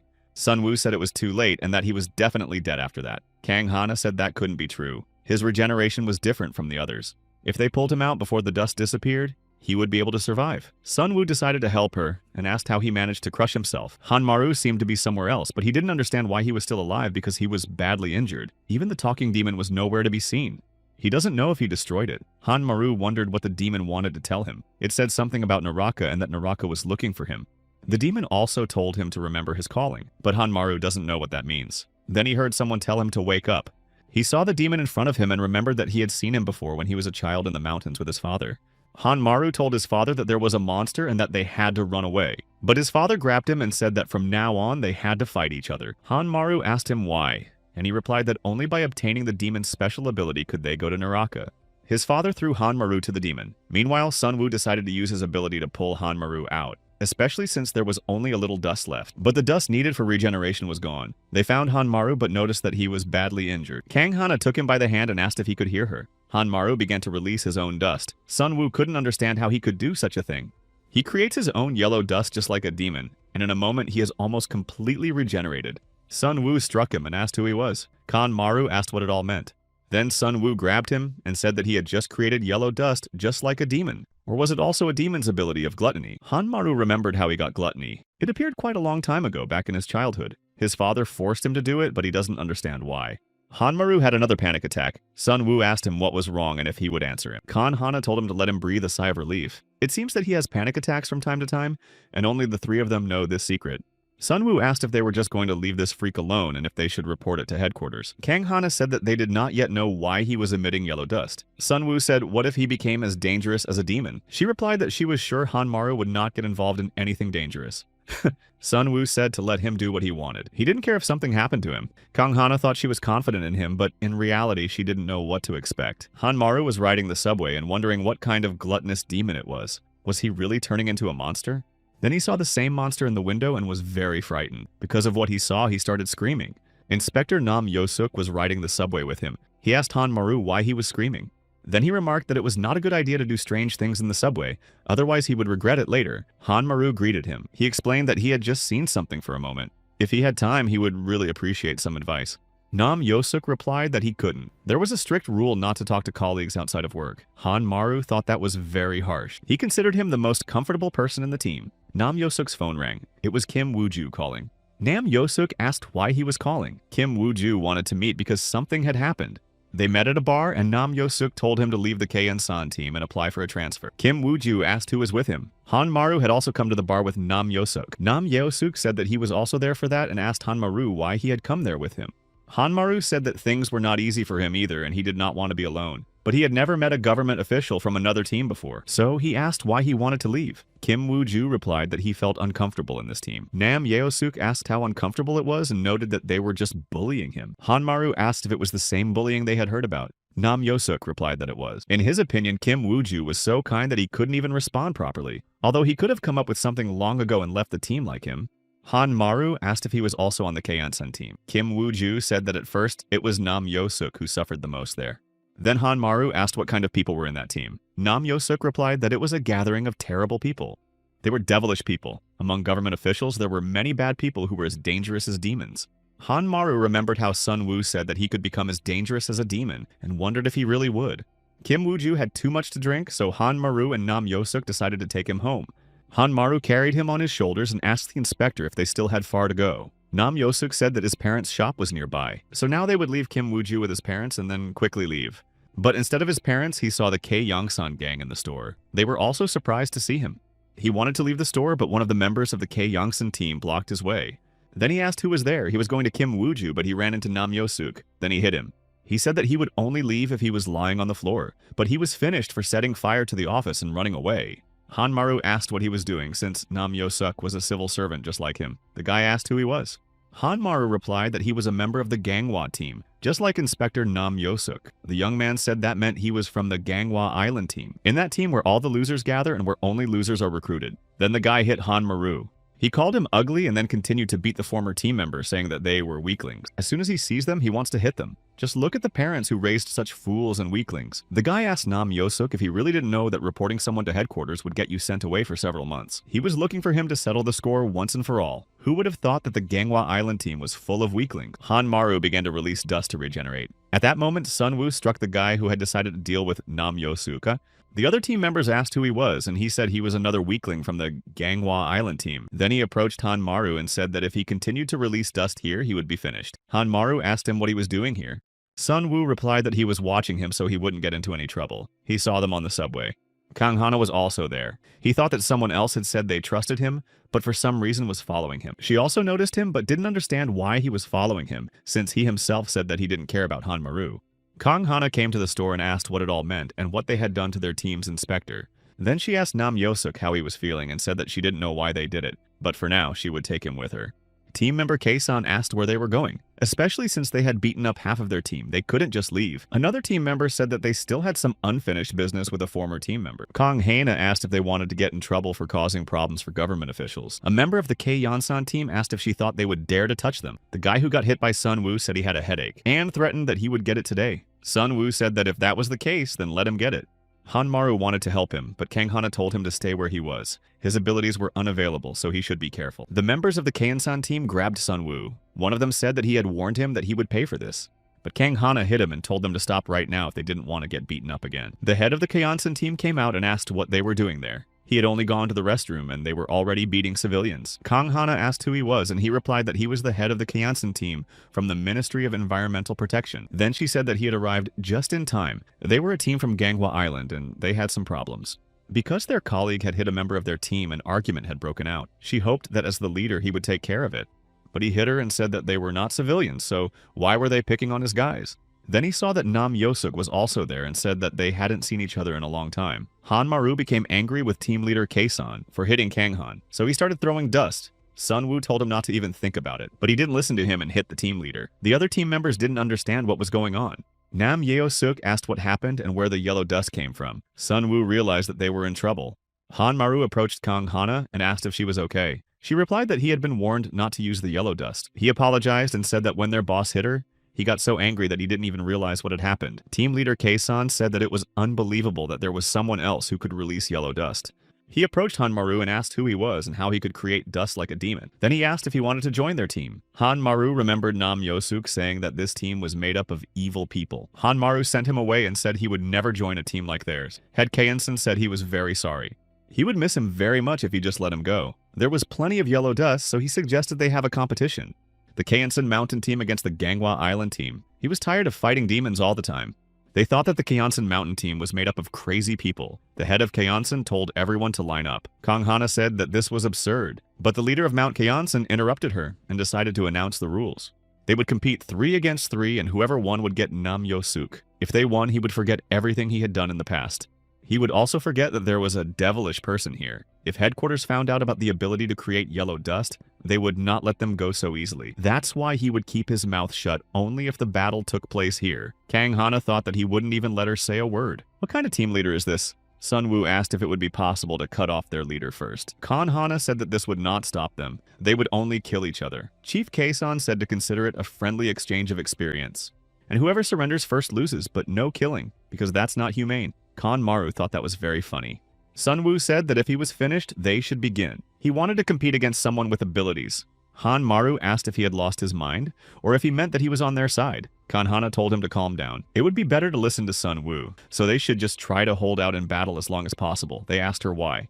She replied that they would understand in the process and asked who wanted to go first. Sun Woo said he would go first because he was tired of waiting. Team leader Kei-san asked who would go first from their side. One of his team members scanned the opponent's abilities.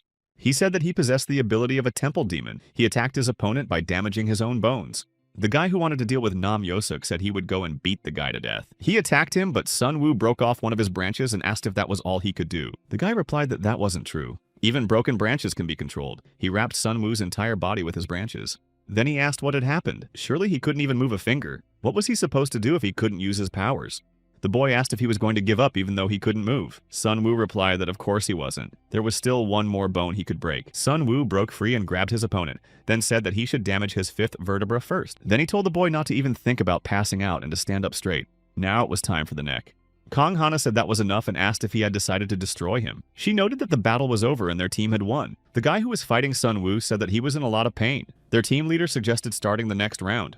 Kang Hana told Sun Woo that the attack was too strong and he finished too quickly. He asked if it was too fast. Then Kang Hana approached the opposing team and asked who was next. A member of the Keion-san team scanned her and said that she had the ability of an iron demon that created blades from her own blood. The leader of the Keion-san team told Park Ju that she should go because it was her turn. She possessed the ability of a bone blade demon. Park Ju took out her weapon, but Kang Hana suggested they not use blades because it was dangerous. But then Park Ju used another ability and said she didn't care. Kang Hana realized that the battle would be fierce.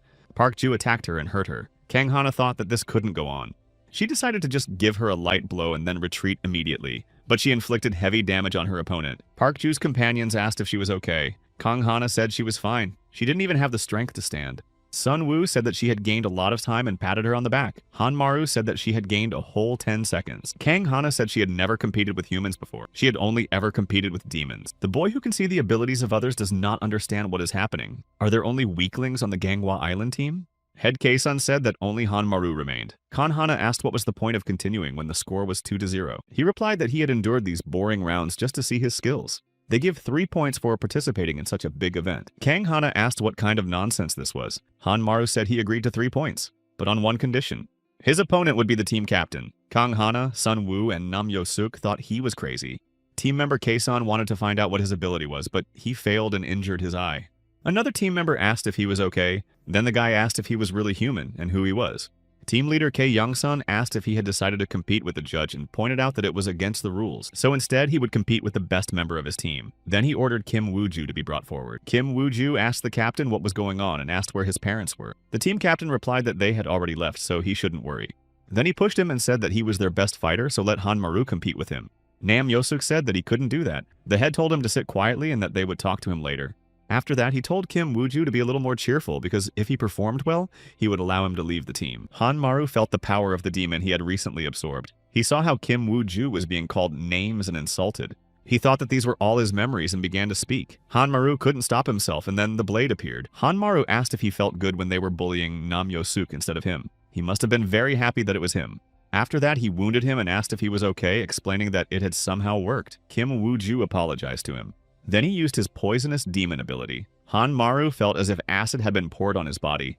Kang Hana and Sun Woo wanted to approach him, but the head noticed that the battle was not over yet. Then he approached Hanmaru and asked if he was in pain and how much longer he could hold out. Perhaps he should surrender before it was finally over. Hanmaru said that he would never surrender, and the head told him to stop wasting time and show him what he was capable of. Let him attack if he wants to win, otherwise the game would not end. Those were the rules. Hanmaru asked what other rules there were and said that he would simply deal with him. And that would be the end of the battle. The head said that if he started playing, he should stick to the rules. Then he used his 8-fold power-up ability. Sun Woo asked what kind of pressure this was and why he couldn't breathe. Nam Yosuk said that it was the ability of the head of the Kyansan team. He told them to breathe more often. He had the 9th level of gravity demon power. The head said that he liked it much better when everyone was kneeling in front of him, and that it was very interesting. He noted that Hanmaru's regeneration quickly dealt with the acid and wondered what was going on. He is curious to see what will happen if he increases the gravity. After that, Hanmaru felt intense pain. The head said that it seemed that the stronger the pain, the denser the yellow dust. Could the demon from whom he had received his ability be special? Hanmaru remembered that the demon had eyes. Then he thought that he had to do something before the head came up with something else. Without the ability of the demon who could talk to him, he definitely couldn't stop the team leader. But he wondered why the demon had suddenly fallen silent. He didn't understand how this was possible. Could his words really not hurt him at all? It seemed that he was a psychopath with demonic abilities. The head took out a knife and said that he didn't like asking questions, so they would just look to see what he had and where the yellow dust was. Maybe they should look in his lungs or throat. Sun Woo tells Kang Hani to attack now, but the leader notices. He used a 20-fold power boost and said that if they increased the gravity, it would cut off the oxygen supply to the body and brain. Then he took the weapon from Kang Hane and told Hanmaru that now no one would interfere with them, therefore they would continue the game. Hanmaru realized that he was about to lose consciousness because it was very difficult to breathe. At that moment, someone approached the store. The head asked who was walking around at night and noticed that they were closed. Darkness entered the store through the door. Hanmaru did not understand what was happening. Kang Hana said that he had finally arrived. Before that, she realized that they were in big trouble, so she decided to write to the team leader. Go Dogman possesses the ability of a demon of darkness. Hanmaru does not understand what is happening and why they are all plunging into darkness. Head Keisan thought that it was some kind of strange demon that made it impossible to see anything. He doesn't know what kind of tricks these are. Hanmaru thought that it had become very quiet and he couldn't smell anything. He felt as if he didn't exist at all and wondered how that was possible. Go Dogman suddenly attacked the head of the Keisan team. Hanmaru thought that he couldn't feel anything at all and it scared him. Then Go Dogman approached him and told him to calm down. Then he returned everything to normal. Go Dogman noticed that the yellow dust had finally stopped. Kang Hana asked if he was there. He asked her and Sun Woo why they hadn't reported Hanmaru, or if they were tired of government service. Kang Hana said that they were at fault, but if he talked to the head of the Kayangsan team and settled the situation. But he said no. If it had come to this, he couldn't just ignore what was happening to Hanmaru. After that, a meeting was held at headquarters. Go Dogman reported on the incident. Hanmaru does not know what will happen to him now. Yu Young-in said that it was time to deal with Hanmaru. Go Dogman said that they couldn't do that. She said that he was creating his yellow dust like a demon, and didn't he understand that it was dangerous? One clash with the K Youngsan team was enough. What would he do if Hanmaru used his abilities in front of civilians? Go Dogman said that would never happen. This incident only happened because the Keisan team attacked them. He is sure that director Cho Il-do knows very well that their boss is gathering a team of lunatics. Didn't he personally entrust the team to a psychopath? Yu Young-in asked how he dared to say such a thing in front of the director. Cho Il-do said that everything was fine. He just believes that the personality of a civil servant is irrelevant. It doesn't matter if the team leader is a psychopath or something like that. As long as he helps fight the demon, he is irreplaceable. It's not like team leader Go Dogman is hiding on Ganghwa Island because he doesn't want to compete. Go Dogman said the same thing could be said about Hanmaru. He only has to fight demons. Everything else is none of his business. Moreover, he listens to those two. The three of them, along with Kang Hana and Sun Woo, are very close. Cho Il-do asked what would happen if something happened to Hanmaru.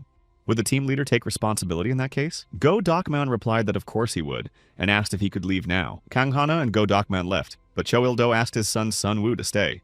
Hanmaru asked how everything went, what would happen to him, and what happened to Commander Go Dogman's tie. Go Dogman replied that he would receive 3 months of disciplinary punishment and a pay cut. Hanmaru was upset about the pay cut. Then Go Dogman said that he got off easy. This time they took responsibility, so everything was fine. But what would happen next? What if they get involved in something again and it's better not to even know about it? Director Cho Il-do is much scarier than one can imagine. Cho Il-do asked Sun Woo if he could get rid of him if Hanmaru started acting up again and causing trouble. Sun Woo asked if he was serious. If that's all he has to say after 20 years, then he's leaving. Cho Il-do told him to sit down because he was not speaking to him as a father, but as a director. Hanmaru was no longer just a vessel for his abilities. A person who can create yellow dust is no different from a demon and may be their enemy. Go Docman asked Hanmaru if he understood that he should not do anything foolish, and he replied that he understood everything. Then Go Docman took Hanmaru to his home, and he was surprised to see that this was the apartment of the head of the Ganghwa Island team. Even when he took the civil service exam, it wasn't that bad. Go Docman said that from now on he would stay here. Hanmaru asked if that was necessary. He replied that it was, because that was the only way they could make sure he didn't get into trouble. Therefore, they would go to work and come home together and stay after work. They would be together around the clock. Hanmaru felt Yoon Ji-won's angry gaze on him and pointed out that he hadn't done anything wrong. She said that if he released the yellow dust in the office, she would destroy him. Nam Yosuk told us not to insult him. After all, he might get angry and accidentally exhale the yellow dust. Hanmaru thought that this was the person who had put him in this situation. Hanmaru sighed and Kim Yibak asked if he had just exhaled. Go Docman said that was exactly what he had done. Then he said he would check and asked if he was going to exhale yellow dust because of stress. Hanmaru replied that he hadn't. He thought that he couldn't even breathe. It was unbearable that everyone thought he was a monster. Sun Woo remembered how his father had said that Hanmaru was no longer just a carrier of the ability. A person who could create yellow dust was no different from a demon. Maybe he was their enemy. Hanmaru asked why he was looking at him like that. Maybe he was going to tell him not to do something too. Sun Woo asked why he would suddenly do that and remarked that he didn't care about him. Hanmaru didn't understand what was going on or why he was acting that way. He keeps trying to provoke him. Kanhana approached him and asked if he was okay. Hanmaru thought that he had had enough and wondered why everyone was constantly asking him about it. Then he saw Officer Kana. Kim Wooju was standing next to her. Kanhana said that he had just joined the Ganghwa Island team and noted that he could ask her anything he wanted to know. Kim Wooju thanked her. Kanhana decided to examine Kanmaru because she thought something was wrong with him. Hanmaru asked if she was referring to his eye color. He does not emit yellow dust, so she should not worry. She told him not to be upset that the other members of their team were acting that way. It was just that they couldn't protect him, in case something else happened. Hanmaru said that was true, but it still bothered him. Returning to work, he thought that forcing him to work was definitely too much. It was very boring for him. The team leader said he would take responsibility for ensuring that he would never be sent to the scene of the incident again. Then he saw two people come in and asked who they were. One of them immediately struck him. Then he told him to release the yellow dust quickly. Hanmaru remembered Kanhana's words, that they would not be able to protect him if something else happened. Hanmaru finally understood what that meant. Therefore, he must not get involved in trouble. The man told him to get angry quickly because he would continue. But the other one hit him. Then he offered Hanmaru his hand, apologized, and remarked that he was very rude. They were from the Seoul headquarters. His name is Nero, and the man who attacked him is Numbul. Hanmaru asked if that meant they had come to check on him. Nero said that was true, but Numbul had come because he wanted to see him, because he was his fan. Numbul said that was true. He wanted to see King Maru. Hanmaru thought these two were just terrible and asked who this King Maru was. Then Numbul said that he was even stronger than Director Cho Il-do because he could emit yellow dust. He is the best among all government officials with abilities and is very cool. Kanmaru was surprised that he was the best. That simply couldn't be true. Kanmaru asked Kim Wooju what he was doing. He explained that he must have accidentally damaged the meter during the day and didn't mention it. He doesn't want to be hated. Hanmaru realized that the meter wasn't working and said that the Ganghwa Island team doesn't scold people for mistakes. Everyone here is good, but maybe that's not true. Kim Wooju thanked him and said that he hadn't been able to thank him last time. Hanmaru replied that there was no need to thank him and that everything was fine. Kim Wooju noted that now he could stop being embarrassed about releasing yellow dust. He asked what yellow dust. Kim Wooju said he thought he was the one releasing yellow dust. And if not, where did it come from? Then they saw the demon. Kim Wooju asked what to do because they wouldn't be able to report the demon to headquarters because of him. Hanmaru said that considering the amount of dust, this demon was only first level, so they could handle it. He remembered the words about him being the best. Numbul said that he was the best civil servant with abilities and very cool. Thinking that he was King Maru, he attacked the demon. Kanmaru decided to bite him, especially since he was only first level and it was the only way to destroy him quickly.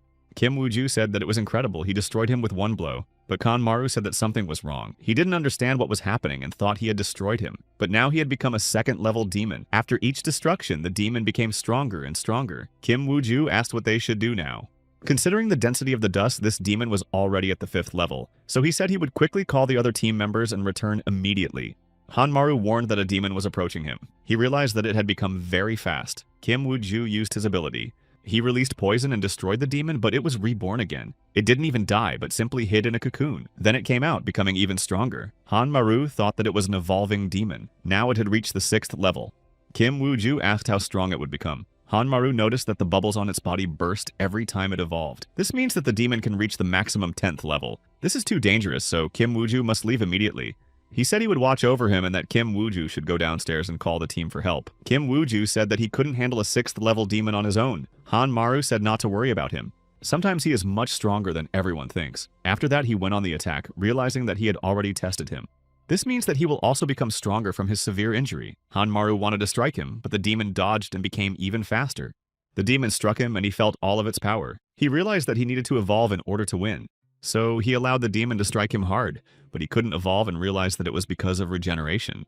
He regenerates so quickly that the ability does not have time to work. In that case, there is only one way out. Hanmaru told the demon to hit him so hard that he would pass out. Kim Wooju wanted to warn him of the danger. Then he used his poison, but it didn't work on the demon. Then the demon hit him. Hanmaru jumped on him and bit him. After that, he asked Kim Wooju if he was okay and why he didn't leave. Kim Wooju replied that it was all his fault. He couldn't just leave. He was a coward and weak, and it was all his fault. So it would be better for Hanmaru to go and get help. Hanmaru noticed that his regeneration was too slow, and if he left him here alone, the demon could destroy him. There was no way to contact the team, so he would have to accept it. There were only 3 transformations left until the demon reached its maximum level. He can't be allowed to reach the 10th level, so he must be bitten before he can escape from the cocoon. He struck him. The demon had not yet fully evolved, and he bit him so that only 2 transformations remained. But the demon struck him hard. Hanmaru passed out and then realized that he was evolving. Now they will fight him. The demon hit him again and knocked him back. Hanmaru evolved and then rushed towards him. He hopes that Kim Wooju will be careful and notice that he has become faster thanks to his evolution. If so, it won't be too late. But he couldn't find Kim Wooju. The yellow dust disappeared and the demon was gone too. He didn't understand where he could have gone. Then he received a notification that the demon was in zone 12 and 8. Hanmaru realized that he was in the neighboring area. Go Docman called him and asked if he had just seen a 7th level demon. Hanmaru replied that he had and said he had something to say. Then Go Docman said he was busy and would let him know right away. He didn't need to go anywhere and should stay home. After that, he hung up. Hanmaru realized that he was already there and thought that he was really strange. Hanmaru didn't have time to say anything to him. But the notification went off, which meant that the team would be there soon. If he found Kim Wooju, he could take him to a safe place. Hanmaru found Kim Wooju, hoping that he was okay. He noticed that he was badly injured. Then he started releasing yellow dust, hoping that it would help Kim Wooju regenerate. He asked him to wake up. Hanmaru said that he couldn't just die like that, but the yellow dust didn't work. He realized that Kim Wooju was dead. Then he took off his shirt, covered him with it, and went in search of the demon. Kang Hana said that she was already at the foot of the mountain and asked where the team leader was. Go Docman said that he was already on his way. He received a notification that the demon was already at level 9 and did not understand why the level was increasing. He told Kang Hana not to try to fight it alone. She should wait until he arrived. Kang Hana felt something like an earthquake. She realized that it was already level 10. She saw yellow dust spreading. Go Docman couldn't believe that a 10th level demon had appeared on Ganghwa Island. The entire team headed to the scene of the incident. Nam Yosuk said that if they didn't stop him, it would be a disaster. Sun Woo asked the driver to hurry up. Yoon Ji-won also tried to get there faster and realized that they were running late. Kang Hana realized that she didn't have time to wait for the others and had to stop the demon before he reached the residential buildings. She found Hanmaru. He told her not to come there and to go down immediately. Kang Hana asked what he meant. She asked how long he had been there. He told her again to go down immediately. She had to escape while he was fighting. She replied that she would not go anywhere and asked him to calm down and tell her what was going on. Kanmaru said that this was the final stage of the demon's evolution. She understood what they were dealing with. She asked if that meant that until the demon reached the 10th level, he had been fighting it alone. Kanmaru said he had to end it. He must destroy it. Then he decided to destroy himself in order to evolve. Kanhana asked what he was doing. Hanmaru replied that he had bitten him, and that if he was badly wounded, he would evolve just like a demon. Kanhana realized that he was not himself and that something had definitely happened. She asked him to calm down until the other team members arrived. They would be here soon, so they needed to wait a little longer. Kanmaru replied that he didn't need anyone's help. Kanhana asked if that meant he would simply destroy himself as if nothing had happened. But death should not be taken so lightly. Maybe he wanted to get rid of all his humanity. He said he didn't care because he was going to die anyway. Kanhana couldn't believe it. She didn't understand how many times he had been able to hurt himself in order to evolve. Then a demon attacked her, and she realized that he was very fast. But Hanmaru came to his senses and protected her. He grabbed the demon by the arm and struck him. The demon attacked him in response. Meanwhile, Go Docman had already reached the mountain. Then he found Kim Wooju and told him why everything was happening. Go Docman heard a noise and didn't understand what it was. Kanghana thought that Hanmaru had changed. He was not the same person she had known before. She had never seen such an emotionless face before, but why had he suddenly become different? Hanmaru attacked the demon, but it struck him back. Kanghana realized that she had to act, but Go Docman stopped her and said that such a trick would not work against a 10th level demon. They did not need any more sacrifices. Kanhana asked what sacrifices he was talking about. Go Docman asked her what Hanmaru was doing there. He had asked him to stay home.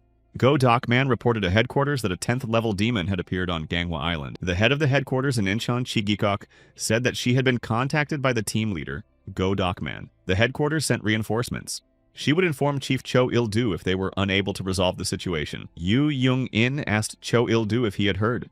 He said that 2 years had passed since a 10th level demon appeared on Mount Saraxon. Yu Young-in said that all the members of the Saraxon team had died and the residential areas had been severely damaged. Cho Il-do said there was no need to worry. The Ganghwa Island team would not be destroyed because they had their team leader, Go Docman. Besides, their team member Hanmaru was also there. Therefore, there was no need to worry. Go Docman told Hanmaru to stop. He thought Hanmaru was just crazy. He couldn't just stand there and watch, so he decided to use his ability. The demon injured Hanmaru's hand. Hanmaru lunged at him and shoved his injured hand into his mouth so that he would receive his accelerated regeneration. Go Docman noticed that he had defeated him with one hand. Kang Hana said that everything had worked out and that the demon would no longer be able to regenerate. Hanmaru destroyed him but couldn't stop and continued to strike him. Go Docman told him to stop. Kang Hana severed the demon's head and then decided to calm Hanmaru down and asked him to stop. She hugged him and said that it was all over. The other team members arrived at the scene. Yoon Ji-won asked what had happened and if it was really over. Had the team leader and Officer Kang Hana really defeated him? Go Docman said no. Hanmaru did it all by himself. Sun Woo couldn't understand how he had defeated a 10th level demon on his own. It couldn't be true. The whole team gathered at Kim Woo-ju's funeral. Hanmaru couldn't accept it, so he couldn't come. Kang Hana asked Go Docman if he was okay, and he replied that he couldn't get used to it. She asked if he meant the reasons for Kim Woo-ju's death. He replied that, as usual, the headquarters had staged it as an accident. It was good that the demon had not touched his body and that they were arranging a funeral, but Ganghwa Island was no longer considered a safe zone. Kang Hana asked about Hanmaru and whether there was any news about him. He replied that there had been no news since his release. Tomorrow he has to report to his superiors. Kang Hana asked him to give her some time. She will meet with him and talk to him. Go Docman said that it was pointless and that he would not return. He knew better than anyone else what he had been through. When he was working at the Seoul headquarters, a 10th level demon appeared. It destroyed all the members of his team. He was the only survivor. If someone sees their colleague die, they can no longer visit the place of death. Hanmaru didn't want to leave the house. Cho Il-do decided to visit him, so he opened a portal directly into his room. Then he said he had come to talk, which was probably quite unexpected for him. Hanmaru asked how he got in. He replied that he had just destroyed a demon and immediately decided to come to him. He heard that after the incident with Kim Woo-ju, he locked himself in his room and stopped communicating with everyone. Hanmaru asked if he was there to hold him responsible for what had happened. Cho Il-do replied that he was not. His friend died because of his own weakness, and there was nothing they could do about it. Hanmaru couldn't understand how he could say that. Cho Il-do said that he was concerned about his mental state. He couldn't just go and repeat the fate of Han Soo-won. Hanmaru asked if he knew his father. Cho Il-do replied that he did. He and his father were company commanders in the same battalion. When the first demon appeared in 1999, they went there together. Cho Il-do was 30 years old at the time. He did not understand what was happening. Han Soo-won ordered his men to focus. He was also 30 years old at the time. He told Cho Il-do to come to his senses. Then he told him to raise the 6th Company and march into battle. He also told everyone to prepare their grenades. When it was all over, they checked to see if any monsters were left alive. Cho Il-do asked what the yellow dust was. They noticed that the monster was regenerating and continued to attack it, but they could not defeat it. Han Soo-won couldn't understand how this was possible. Most of the people under their command had died in the battle with the demon.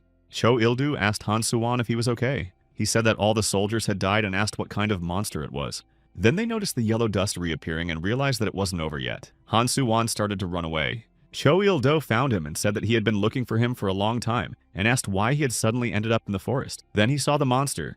He told him to leave immediately, but Han Soo-won said that Cho Il-do would only survive if he took him with him. It was the best way out. Cho Il-do asked what he was talking about, but Han Soo-won entered the portal and disappeared along with the monster. Cho Il-do approached the portal and the monster attacked him. Cho Il-do asked Hanmaru if he knew what happened next. The demon's blood entered his body and he gained a special ability. He then gathered people like him and created a squad of special government agents.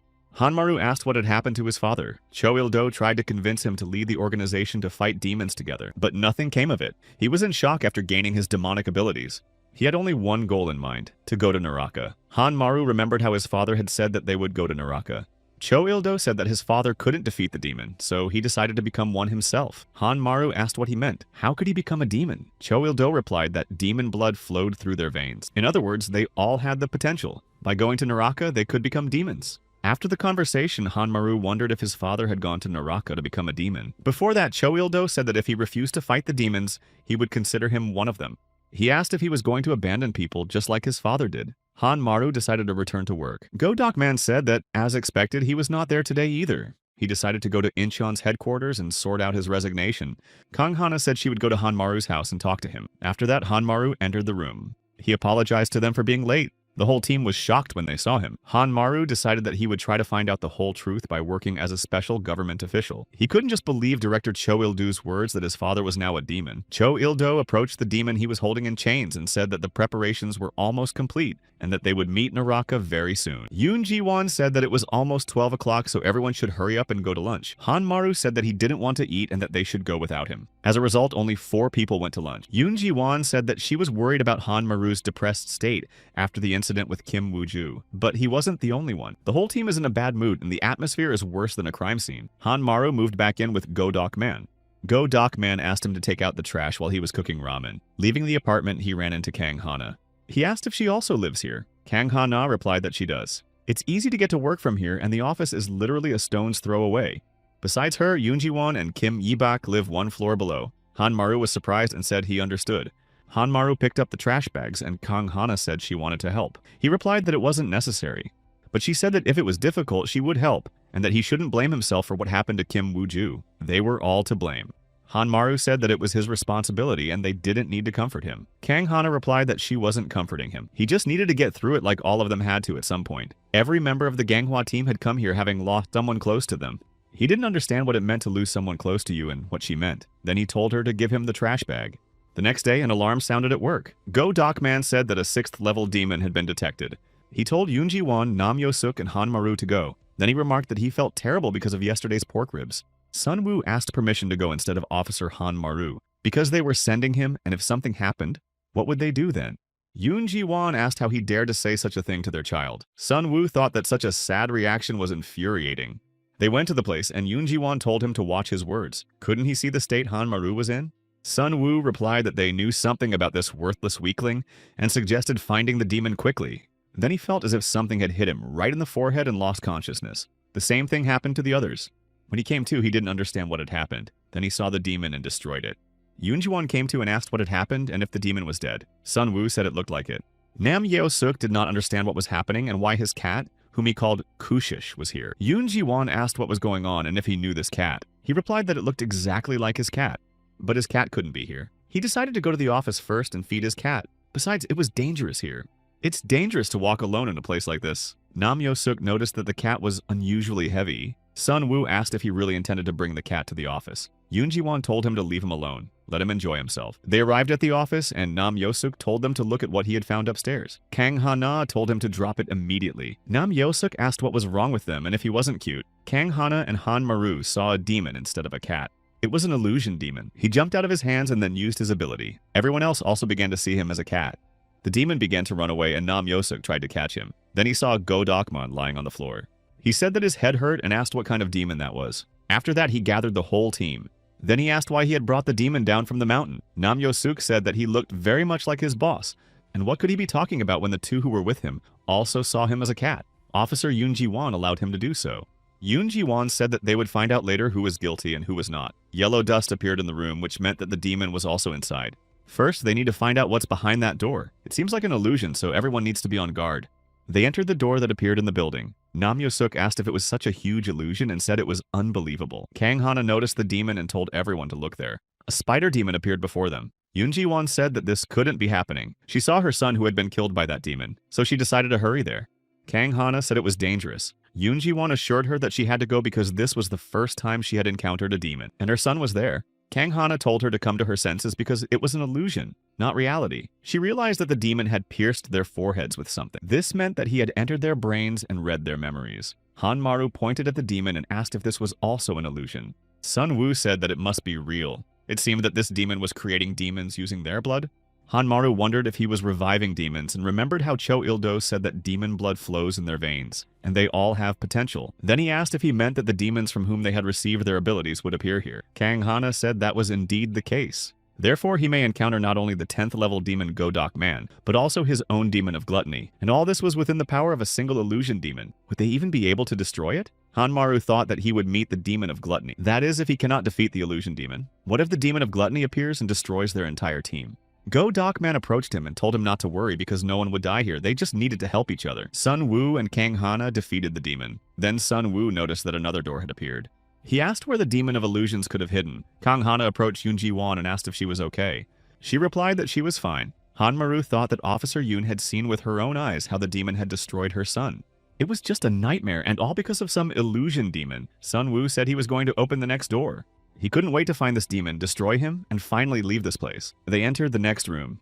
Hanmaru saw the spores and realized that they were Kim Yibak's memories. Kim Yibak saw his wife. Nam Yosuk said that there was a mold demon upstairs. Hanmaru felt mold in his mouth. Even his lungs were filled with mold.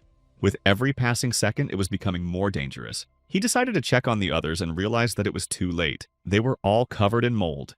Hanmaru wondered if he was the only one who regenerated so quickly. In that case, he would have to do everything himself. He lunged at the demon and bit it, then realized that gluttony didn't work on resurrected demons. The mold demon tasted like blood to him.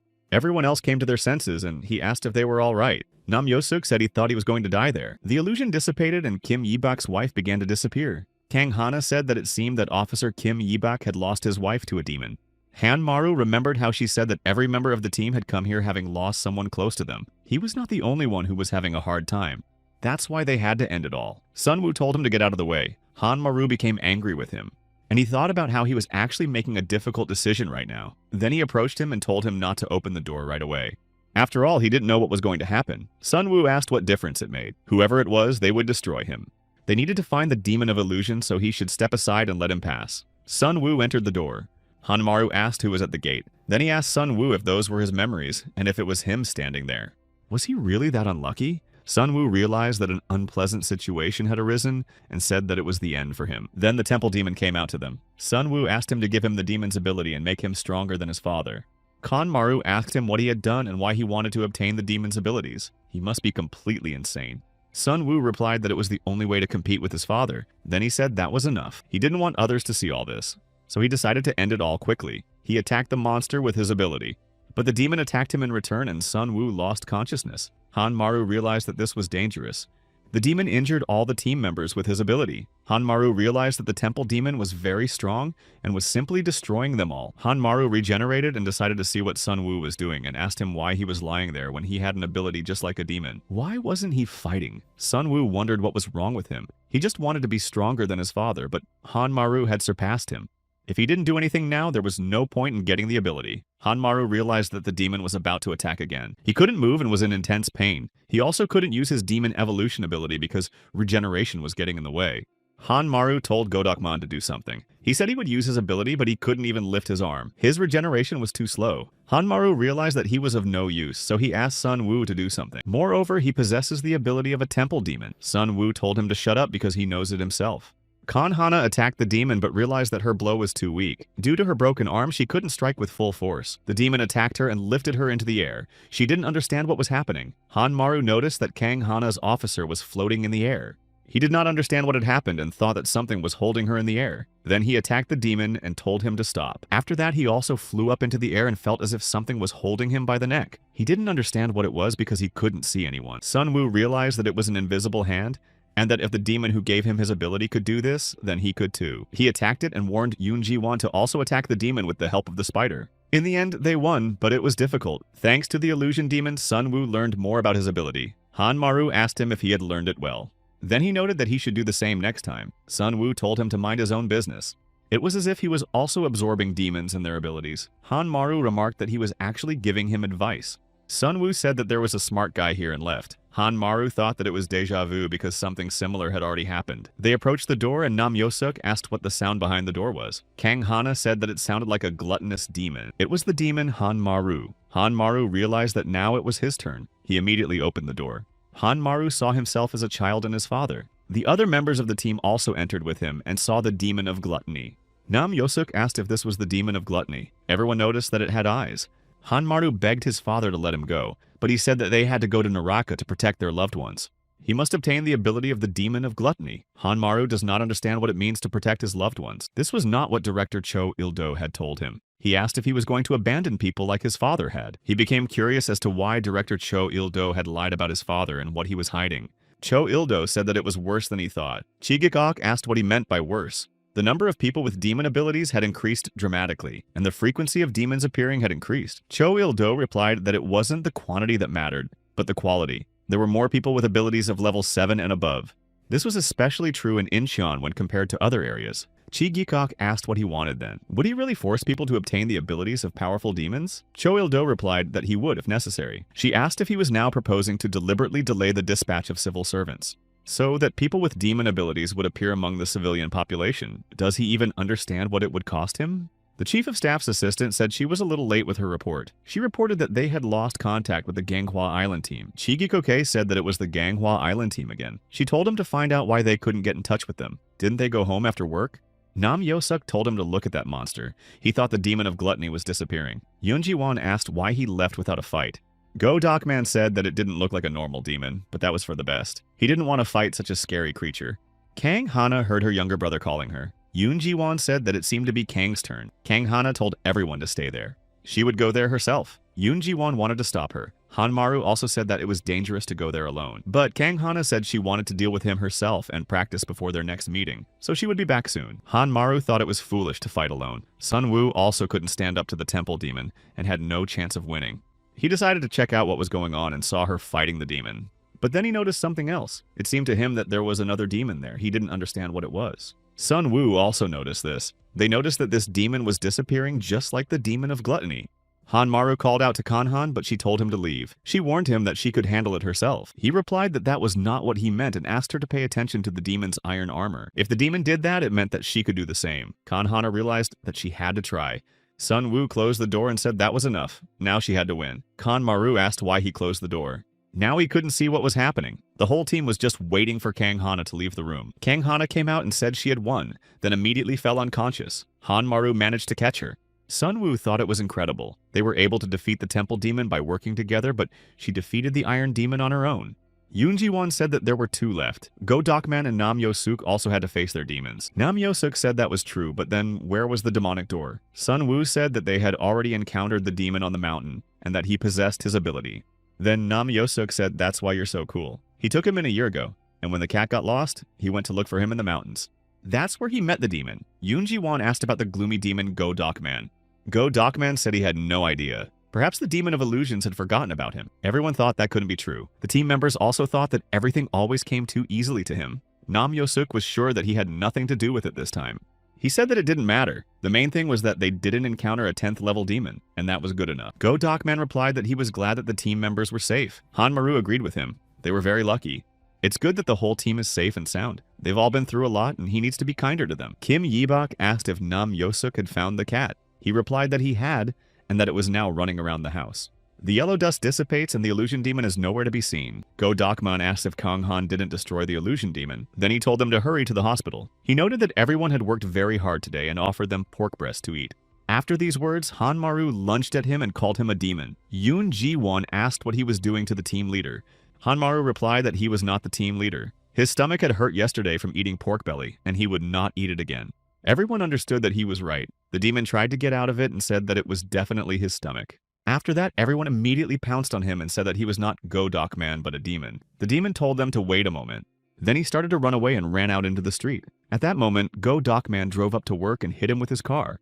Sun Woo said that he had been hit by a car. Go Dokman asked what had just happened and who he had hit. Then he asked his team what had happened while he was in the hospital with stomach pain, and they told him that they had brought a demon here. If the headquarters found out about this, they would all have their salaries cut for a year, and he asked if everyone understood. Whatever happened, this incident must remain a secret. After that, everyone could finally go home. Sun Woo told Kang Hani that he needed to talk to her. She asked what was wrong, and he said he wanted to talk about the demon from her memories. He said he had seen him before. Kang Hana asked where. Sun Woo replied that the demon might be director Cho Il-do. 20 years ago, when he was still a child, he saw something. Sun Woo asked his mother where his father was and if he was working in the basement again. His mother replied that it didn't matter what he was doing there and that he should just leave him alone. But Sun Woo wanted to see what he was doing. He went to the basement and saw the same demon he had seen in Kang Hana's memories. Kang Hana asked if he meant that director Cho Il-do and the demon from her past were the same person. Sun Woo said that he knew only one thing for sure. His father must have been in the basement, but he was too young. Therefore, he wasn't sure what he had seen. But today, after her memories, his doubts were dispelled. Kang Hana said that if director Cho Il-do was really a demon, then why did he watch his family die? Sun Woo said that he was also curious. He became a special government official just to uncover the secrets of director Cho Il-do. Because with his powerful ability, he would be able to closely observe the director at his headquarters in Seoul. Kang Hana said that childhood memories alone were not enough and asked if he could prove it. He replied that he could and that he had an idea, but he needed someone to help him. Kang Hana asked who exactly he needed. After that, they went to the director with Han Maru. He asked what he was doing there. Kang Hana said that she had explained the situation when he arrived. Han Maru replied that he knew, but why should he participate in his conspiracy theory? After that, director Cho Il-do entered the room. He apologized for keeping them waiting. The meeting had gone on a little longer than expected.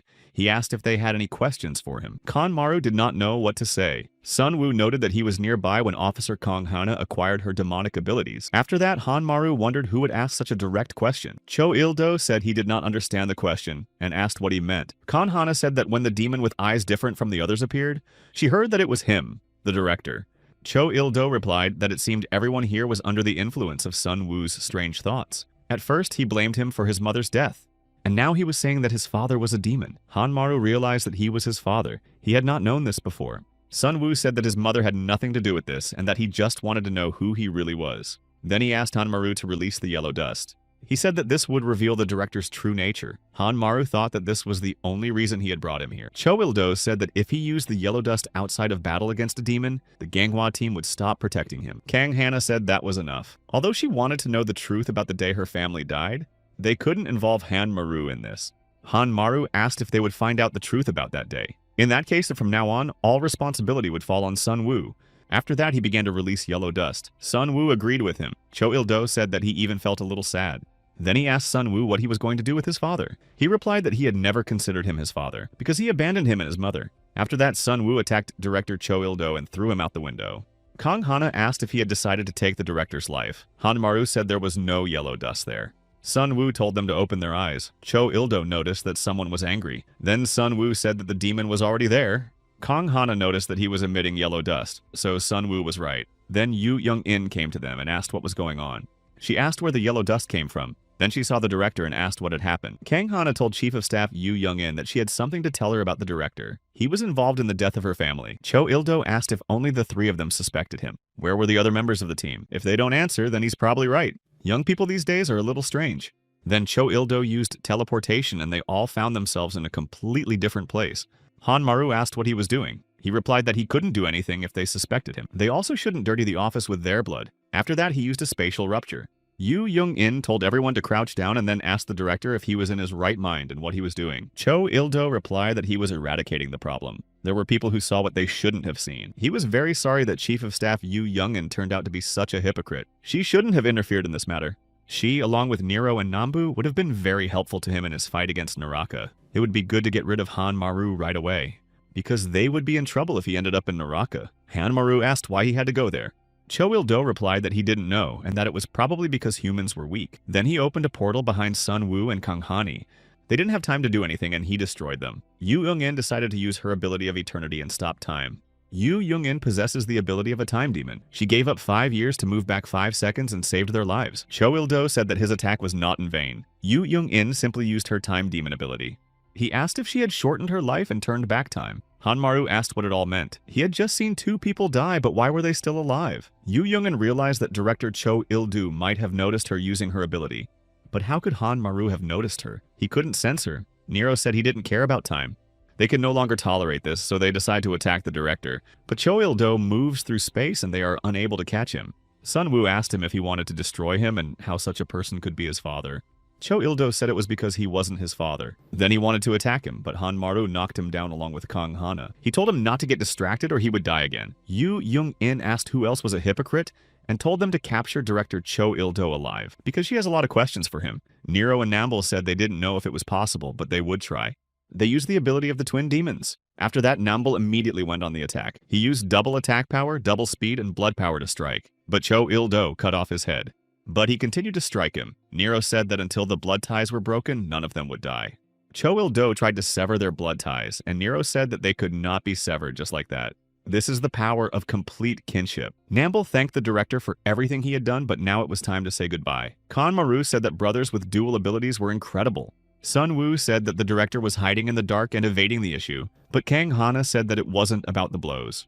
Just look at the director. He is completely enveloped in the blood ties of his brothers. Yu Young-in said to attack his hands. Kang Hana immediately attacked him and severed his hand. Cho Il-do began to inhale dust to regenerate. Yu Young-in told Hanmaru to bite the director so that he could not regenerate. Hanmaru said that this was the first time in his life he would bite a real person, but Cho Il-do broke free. Everyone realized that the director knew this would happen. Cho Il-do turned into a demon and sent Hanmaru into a dark space. Yu Young-in asked him what was going on.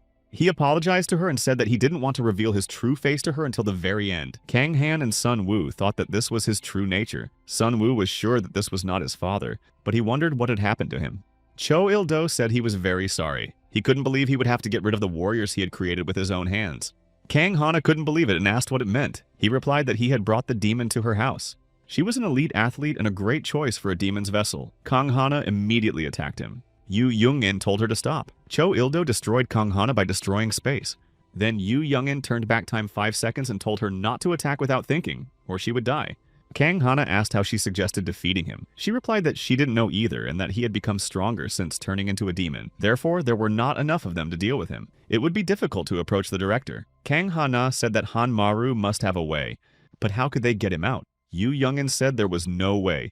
Anyone who had once entered the director's dark space would never return. Hanmaru ran so much in the dark space, but there was no end in sight. Then he saw some light and ran toward it. He saw the real director. Cho Il-do asked him where he came from. He replied that he had to compete with someone who looked exactly like him. Hanmaru asked who he was. Cho Il-do replied that he was a demon who had escaped from Naraka. Hanmaru said that he had eyes and could speak. Cho Il-do replied that it was because he was one of the 8 who were superior to all other demons. He was one of the 8 demons who possessed the power of the ruler of Naraka. They were not just demons with an instinct to destroy. They have their own minds and will. Kang Hana said that if director Yu Young-in dies, they will all be doomed, and told them to cover her. The demon destroyed everyone again, and Yu Young-in turned back time to save them. This happened many times. Cho Il-do said that those who were given the power of the ruler of Naraka possess extraordinary strength. If you meet any of these 8, don't even try to fight them, because an ordinary demon cannot defeat them with these abilities. The demon asked Yu Young-in how many times she had turned back time. Why didn't they just give up and die? Yu Young-in wondered what they had been doing all this time. Did this mean that government officials had been fighting demons under the leadership of the demon himself? The demon said that they were very persistent, and if that was the case, maybe they should add a little fun. He opened the gate and demons began to pour out. Sun Woo said that it was full of demons. Yu Young-in warned everyone to get ready. Hanmaru asked what this space demon wanted and why one of the 8 was competing with the others. Cho Il-do replied that when the space demon escaped from Naraka, he became the ruler's enemy. That is why he is trying to make people fight against the demons. Hanmaru thought that the special government agents were just an army of space demons, and asked what would happen if they destroyed this demon. Would that help end everything? Cho Il-do replied that it would not, because it was already too late. They had already entered into battle with the demons.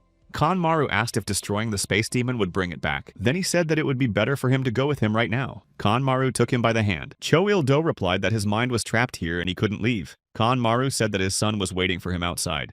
He asked if his 5-year-old son was not in kindergarten but waiting for him there. Then he said that he had not spoken for a long time and was very tired. He needed to return to his son and wife. Kanmaru said that they would definitely find a way out because there had to be some way out. And not only for him, but for the director as well. Cho Il-do replied that it was impossible to get out of there. The space demon said that if it had come to demons, then perhaps it was time to end it. Everyone noticed that the space was shrinking. Yu Young-in thought that this was the end. But then Hanmaru jumped out of the gate. He said that the escape had been accomplished and immediately attacked the space demon. Kang Hana did not understand how he had escaped from the dark space. A few minutes earlier, Hanmaru told Cho Il-do that they had to get out of there, but he said there was no way out. Then the demon attacked him. Kanmaru destroyed it but did not understand what it was or where the demon had come from. He remembered his conversation with Nam Yo-suk. He said that the gate had not closed for 3 days. Hanmaru was very surprised. Nam Yo-suk said that something strange had recently happened in Busan. Fortunately, the director used his ability to close the gate in the dark space. Then Nam Yo-suk said that director Cho Il-do was incredible. Remembering this, Hanmaru realized that he had a chance. He really found the gate, but he had no idea what was inside, but it was the only way out. Hanmaru entered the gate and asked where he was. Then he felt that there was too much yellow dust and began to suffocate. But he heard a voice telling him to return. Kanmaru noticed that the ground was shaking and did not understand what the noise was. He saw a large number of demons approaching him and realized that he had to run away, but he did not know where. Then he saw another gate and headed toward it. Jumping through the gate, he escaped from the dark space. Kanmaru asked everyone how they were doing and realized that now it was his turn to fight the demon. Sun Woo told him not to talk nonsense. If he fought alone, he would not even be able to get close to it. Kanmaru thought that if he was no longer the same as before, then he would definitely be able to defeat him. The space demon asked how he had escaped from the dark space. Then he looked at the gate and noticed something. He realized that she had come for him. So he tried to close the gate. Yu Eungin said that they were leaving and the director was closing the gate. The space demon realized that some of Naraka's abilities had disappeared. It was all because of him. So he immediately attacked Hanmaru. Yu Eungin wanted to turn back time, but Kang Hana stopped her and told her to look at it. Having gained the ability of the last demon, Hanmaru was also able to evolve, but the demon continued to destroy him and he was reborn again. Yu Eungin did not understand what was happening. Everyone just watched as Hanmaru tried to get closer to the demon. Nero and Nambu asked who this Hanmaru was. Hanmaru said that he was the last one. The demon tried to attack him again, but he said not this time and bit him. Kanhana thought that everything had worked out. Hanmaru felt something strange. He tried to use gluttony, but everything was not going as it should. Then he found himself somewhere else again and didn't understand why he was back in the dark space. The demon said he would regret it. If the demon of gluttony that devours abilities devours him, he will definitely regret it. Naraka sent him to Earth to take his power and how long he was going to obey her. Did he really want to return to Naraka's prison? In a place where he struggles in darkness, he repeats the cycle of life and death over and over again. Kanmaru asked why he had to return to Naraka. The demon grabbed him and said that it was not he who had to return, but the demon of gluttony inside him. Then he turned to the demon of gluttony and asked if he had not yet taken over this man's body, since he was one of the archdemons. Hanmaru realized that the demon of gluttony was about to break free. The demon of space told him not to resist. People who gain power over archdemons eventually go mad, so he should join him and together they would fight against Naraka. He said that the demon of gluttony would be free and together they would destroy Naraka's prison. To do this, they would use these people. Kanmaru said not to make him laugh because he would never let him do that. He would not allow people to be used, and the demon would not be able to take over his body. Now he would just bite him, and they would finally be done with this. Then they returned to reality. Hanmaru bit the demon and lost consciousness. Kanhan caught him. Sun Wu approached his father's body and covered it with his jacket. Nero asked if it was over. Nambol said that Kanmaru had won. Yu Eungin asked the special government agents what would happen next. They decided to talk to Go Docman. He said he couldn't believe that Director Cho Il-du was one of the archdemons. It was just horrible. He had some suspicions. But he did not expect this. Nero and Nambol felt uncomfortable in such chaos. Nero said that the room was too small. And Nambu noted that it smelled bad. Yu Eungin told team leader Go Docman that they needed to hold an emergency meeting. But before informing all regional headquarters, she decided to discuss everything with Sanbei first and asked him what they should do. He said that after such a statement, shock and negative reactions were inevitable. The government would not stand aside either. Yu Eungin said that their organization could cease to exist. Go Docman suggested waiting a little longer until a solution could be found. Nero told Nambu that they needed to clean up. Nambu replied that there was no point. The smell of a bachelor would remain anyway. Yu Eungin said that there had been no leak of information. She suggested that everyone take a good rest today to start with, especially since everyone had worked so hard. Nero said he wanted to leave as soon as possible. Nambol remarked that he didn't want to come back here anymore. Go Docman told Yu Eungin that she did a great job but not to call him Sunbei.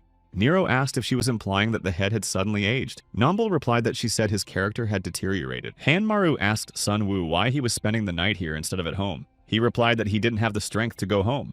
Then he asked him to go to his room because he couldn't sleep with someone nearby.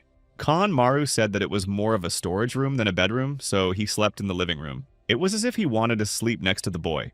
Then he asked Sun Wu if he was asleep and he asked him to be quiet. Hanmaru said that wasn't the point.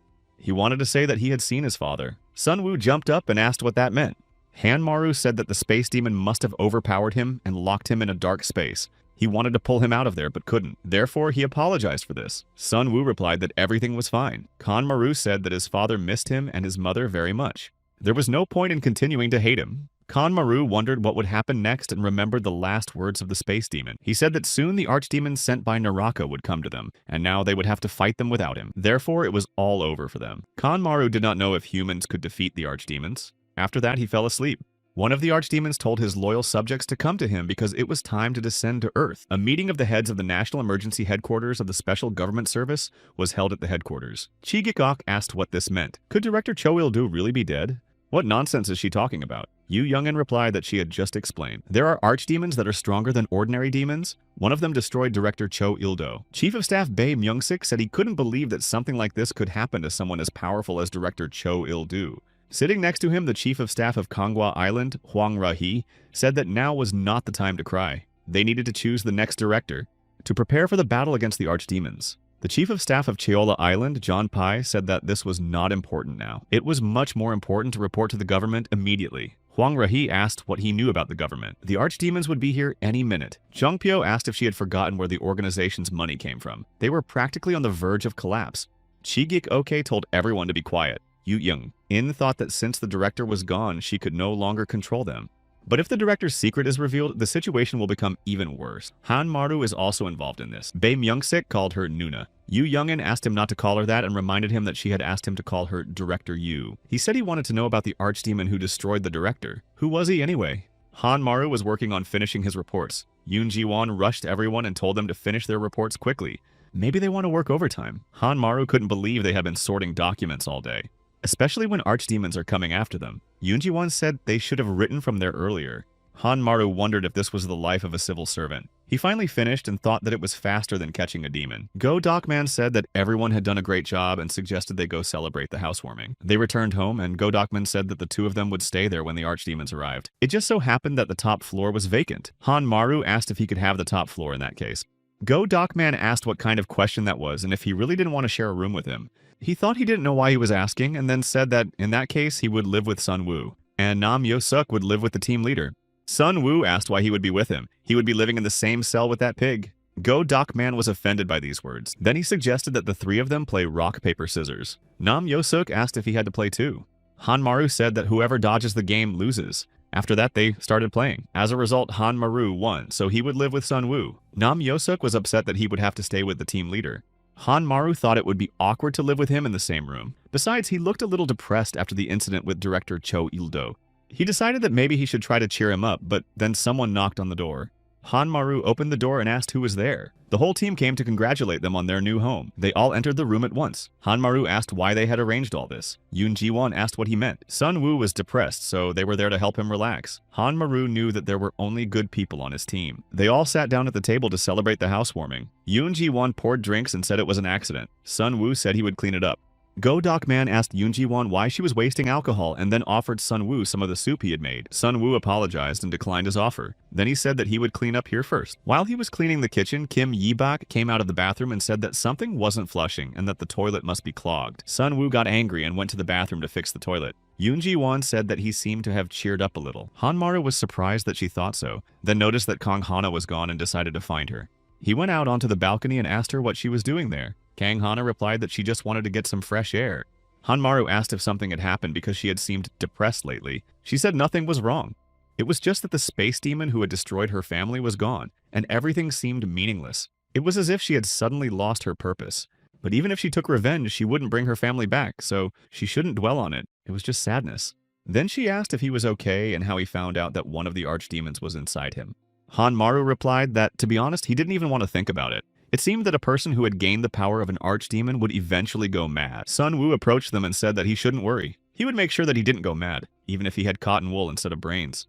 Han Maru asked what that meant. Sun Woo said that there was actually something else to worry about, something they had seen in the basement of the headquarters. A few days ago, they found a demon there. Yu Young-in said that the space demon was holding this demon here. Even the headquarters commanders didn't know about it. Go Dokman asked why they were hiding it and what it was. Yu Young-in replied that she wished she knew, but the space demon hadn't told her anything, except for one thing. He said that when this demon enters Naraka, it will be the end of humanity. Han Maru, Sun Woo, and Kang Hana thought about the possible end of humanity. Go Dokman called out to them. Then he asked why they were standing outside. He told them to stop worrying and go back inside. Han Maru thought that it was not worth worrying about yet. Sometimes it's good to just relax. Nothing will happen in the meantime. But they didn't know that one of the archdemons was already there. He said that the time had come to shed blood. He headed to headquarters to find the demon that the space demon was holding in the basement. People don't understand how he got there. They reported that there was a demon in the headquarters apartment, and that all ability users should urgently go to the 51st floor. They also urgently needed to contact the head of headquarters, Yu Young-in. At that time, she was at a meeting at the National Intelligence Service. The Minister of Defense asked if the archdemons were involved in the death of director Cho Il-do, and how they could fight them. Yu Eung-in said that considering the full power of the archdemons, they would have to fight on a completely different level. There is a risk of heavy civilian casualties, so measures must be taken at the national level. The Minister of Defense replied that they would do without extraordinary measures. They should just hide and deal with everything quietly, as before. The Army Chief of Staff said that secrecy was paramount. Korea was still in a state of emergency. Yu Young-in asked what the situation was in other countries, as demons were not only appearing in Korea. The head of the National Intelligence Service replied, He said that Director Yu did not need to know about this. Yu Eung-in thought that they were not giving their agents any information. Then she received a phone call and apologized, explaining that it was an urgent call. She was informed that the archdemon was right in the headquarters apartment. He was currently on the 49th floor of the emergency stairwell. The Seoul headquarters team was already dealing with him on site. Someone from the team asked if this was the archdemon. He does indeed have eyes. The yellow dust is very thick, so they need to be careful.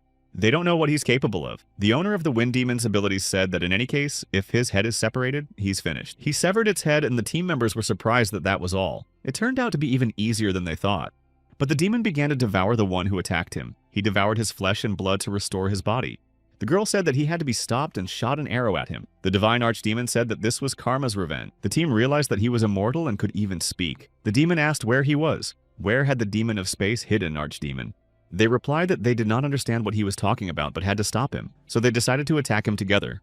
The demon said that if they did not want to talk, they would die. The people near the headquarters thought that something had gone wrong. They noticed that the building was about to collapse. The girl with the demon's power of restoration told everyone to leave. She would hold up the building with her own strength. The girl hoped that Yu Eung-in would return soon. Yu Eung-in was already on her way and asked what the situation was. She was told that the situation was dire. It was an archdemon with divine power. He goes downstairs and says that one of the archdemons is hiding there. Yu Eung-in thought that he was targeting the demon in the basement, but they would need at least another 20 minutes to get to the headquarters. In that case, she decided to call Go Doc Man. Go Doc Man said he understood and they would do as he said. The team members asked him what had happened. He replied that one of the archdemons had attacked headquarters. Han Maru couldn't believe it had happened so quickly. Go Doc Man told him that he was going with him to the headquarters in Seoul right away.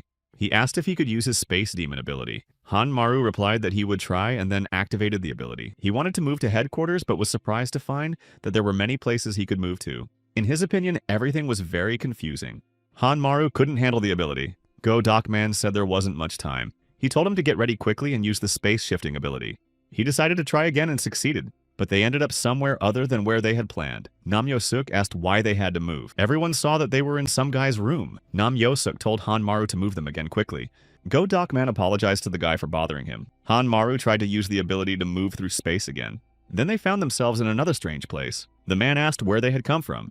The team asked Han Maru what he was doing, and they noted that even a taxi would have been faster. The man asked again who they were. Then the team asked him to concentrate because there was an archdemon there. Han Maru did not understand how to use the space demon's abilities at all.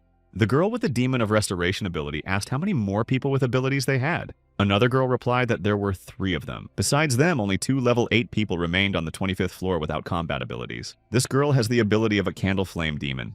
Archdemon said that he was very bored fighting humans. The boy with the crow demon ability immediately attacked him. Another guy with the iron fist demon ability also joined him. They noticed that he was very strong. Archdemon immediately destroyed them. The girl with the candle flame demon ability said that this couldn't be. Now there were only 3 of them in the headquarters. Kan Maru continued to move the entire team. Kan Hana asked if he was okay, and if he couldn't continue, he should say so. He replied that he could and would try again. He had just figured out what was going on. Step by step, Kan Maru began to understand how the dark space worked, but he needed time to figure it out and move everyone to the right place. Meanwhile, the archdemon descended and asked if they were the only ones left. He would let them live if they answered his question. He asked where the archdemon was. The boy with the water shield ability told him to continue holding the building. Then he used the shield for protection and said that civilians must not be harmed, and immediately went on the attack. The archdemon tried to attack him but couldn't break through the shield, so he said that this was interesting. So he decided to try again and told them to try to stop him. After that, he shot an arrow at them. The boy with the water shield demon ability noticed that the water was evaporating. He also saw that the arrow had hit the girl who was holding up the building. The building began to collapse. The girl with the candle flame demon ability realized that she had to do something, and thought that this was the only way out. She approached the girl who had died and said she would give her life. The girl with the ability to heal came to her senses. Then she saw that her friend had disappeared and said, "No, not that." The boy told her to use her ability quickly. Because the building was collapsing, the girl began to hold up the building and cried because her friend had given her life for her. The boy noticed that the demon had released fire arrows again and realized that he couldn't stop him, so he thought it was the end.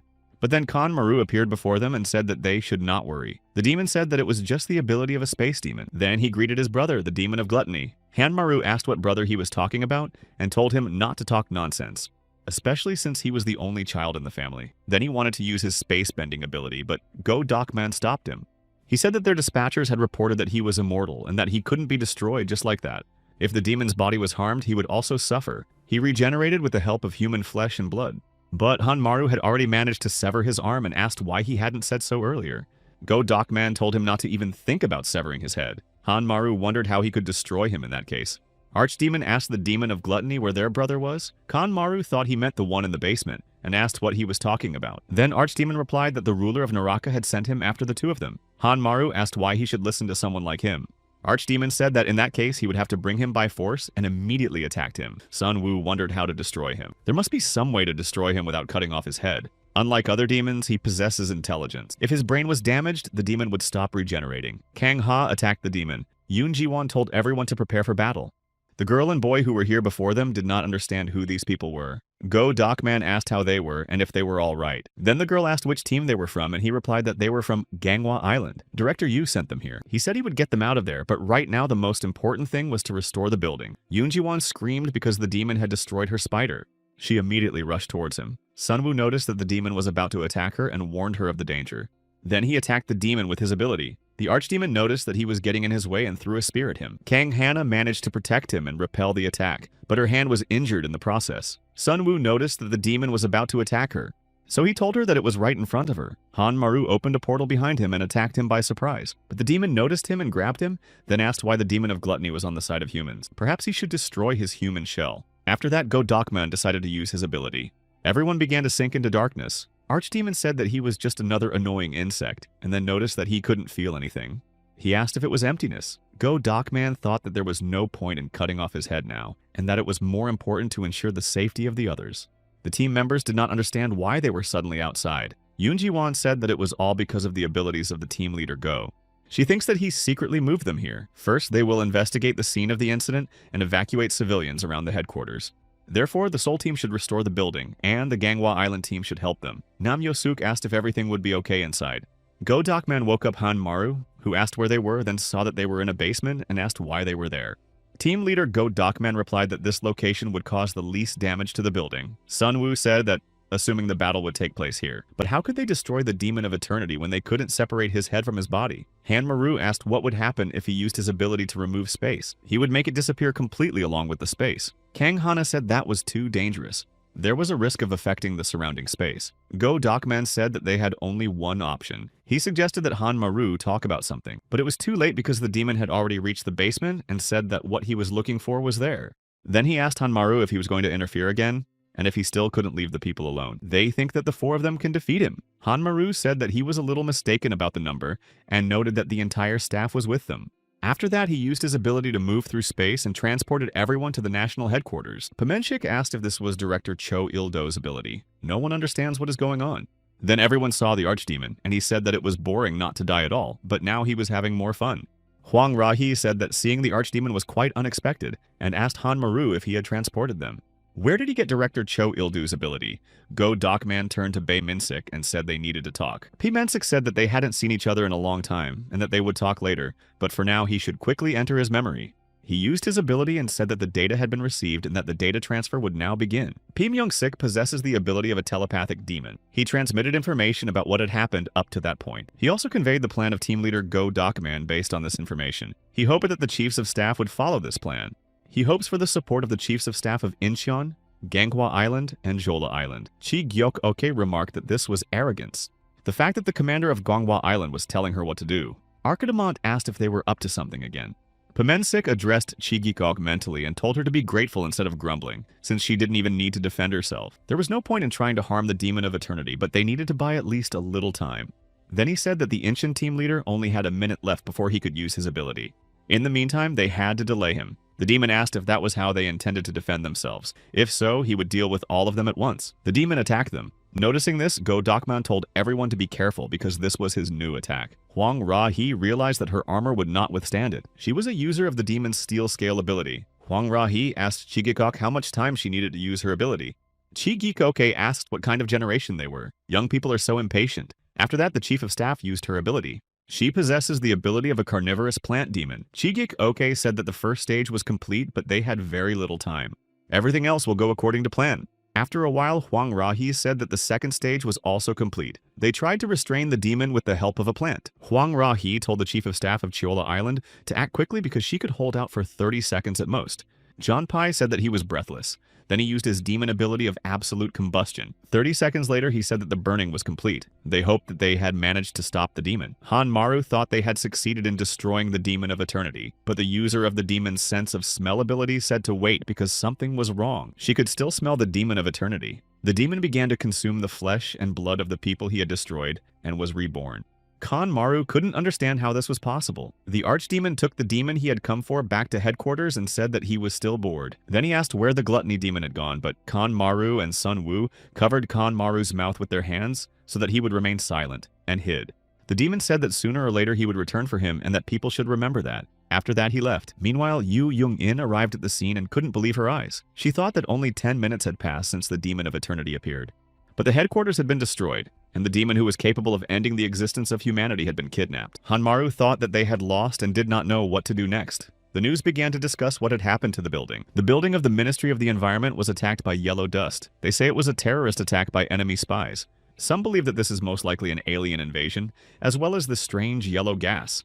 According to the government, the explosion was caused by a gas leak. The damage caused by rental fraud is increasing. Hanmaru was reading the news in the bathroom when his mother called him. She asked if he was okay because she was worried about him after hearing about the explosion. This is because the department he works for is responsible for combating yellow dust. Hanmaru replied that he was working on Ganghwa Island and that he was fine. Then he asked how she was doing. His mother said that she was fine, but she was frightened by what had happened because she often passed by that building on her way to work. Kanmaru thought that if the demon of eternity had not stopped, his mother could have been killed. Nero and Nambu knocked on his door asking how long he was going to sit there. All day? Hanmaru asked them if something had happened, and they replied that Chief of Staff Yu Young-in was calling for him. He went to the tent where the heads of staff had gathered and asked if they had called him. Yu Young-in said that if Hanmaru was there, they could ask him questions. Chigikoke asked why they needed a temporary headquarters. P. Mensik replied that it was because the demon of eternity would return for Kanmaru, because he is also an archdemon, just like Director Cho Il-du or the demon of eternity. Huang Ra-hee said that even the thought of it annoyed her. What was the point of being ruled by a demon? Bae Myung-sik said that it was so sad. He was friends with Cho Il-du, he went to the sauna and ate with him and stuff. John Pai told them to stop talking nonsense. It was a waste of time and they needed to decide what to do. Soon, Hanmaru would cease to be human, just like Cho Il-do. Go Docman said that would not happen. He had been watching him from the sidelines. Hanmaru was very good at controlling the demon of gluttony and he would not get any worse. Therefore, now was the time for his abilities to shine.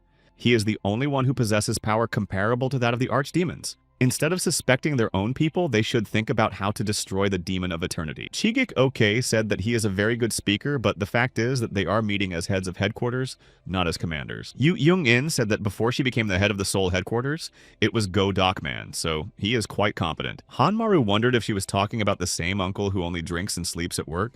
Chigikoke said that she was saying this because he irresponsibly abandoned his post and was now hiding on an island. Besides, his last plan failed and he let the demon escape. Go Docman said that it happened because they came up with the plan on the fly. This time, they must prepare thoroughly. Huang Ra-hee asked how exactly and if he had any other ideas besides instant destruction. Chigikoke said she agreed. They just needed to take away the demon's ability to move. But it takes more than a minute to activate the ability. P. Mensik asked where the guarantee was that the previous plan would work. There would be no more cooperation between the heads of the headquarters. It all made no sense. Chigik-ok asked what he meant.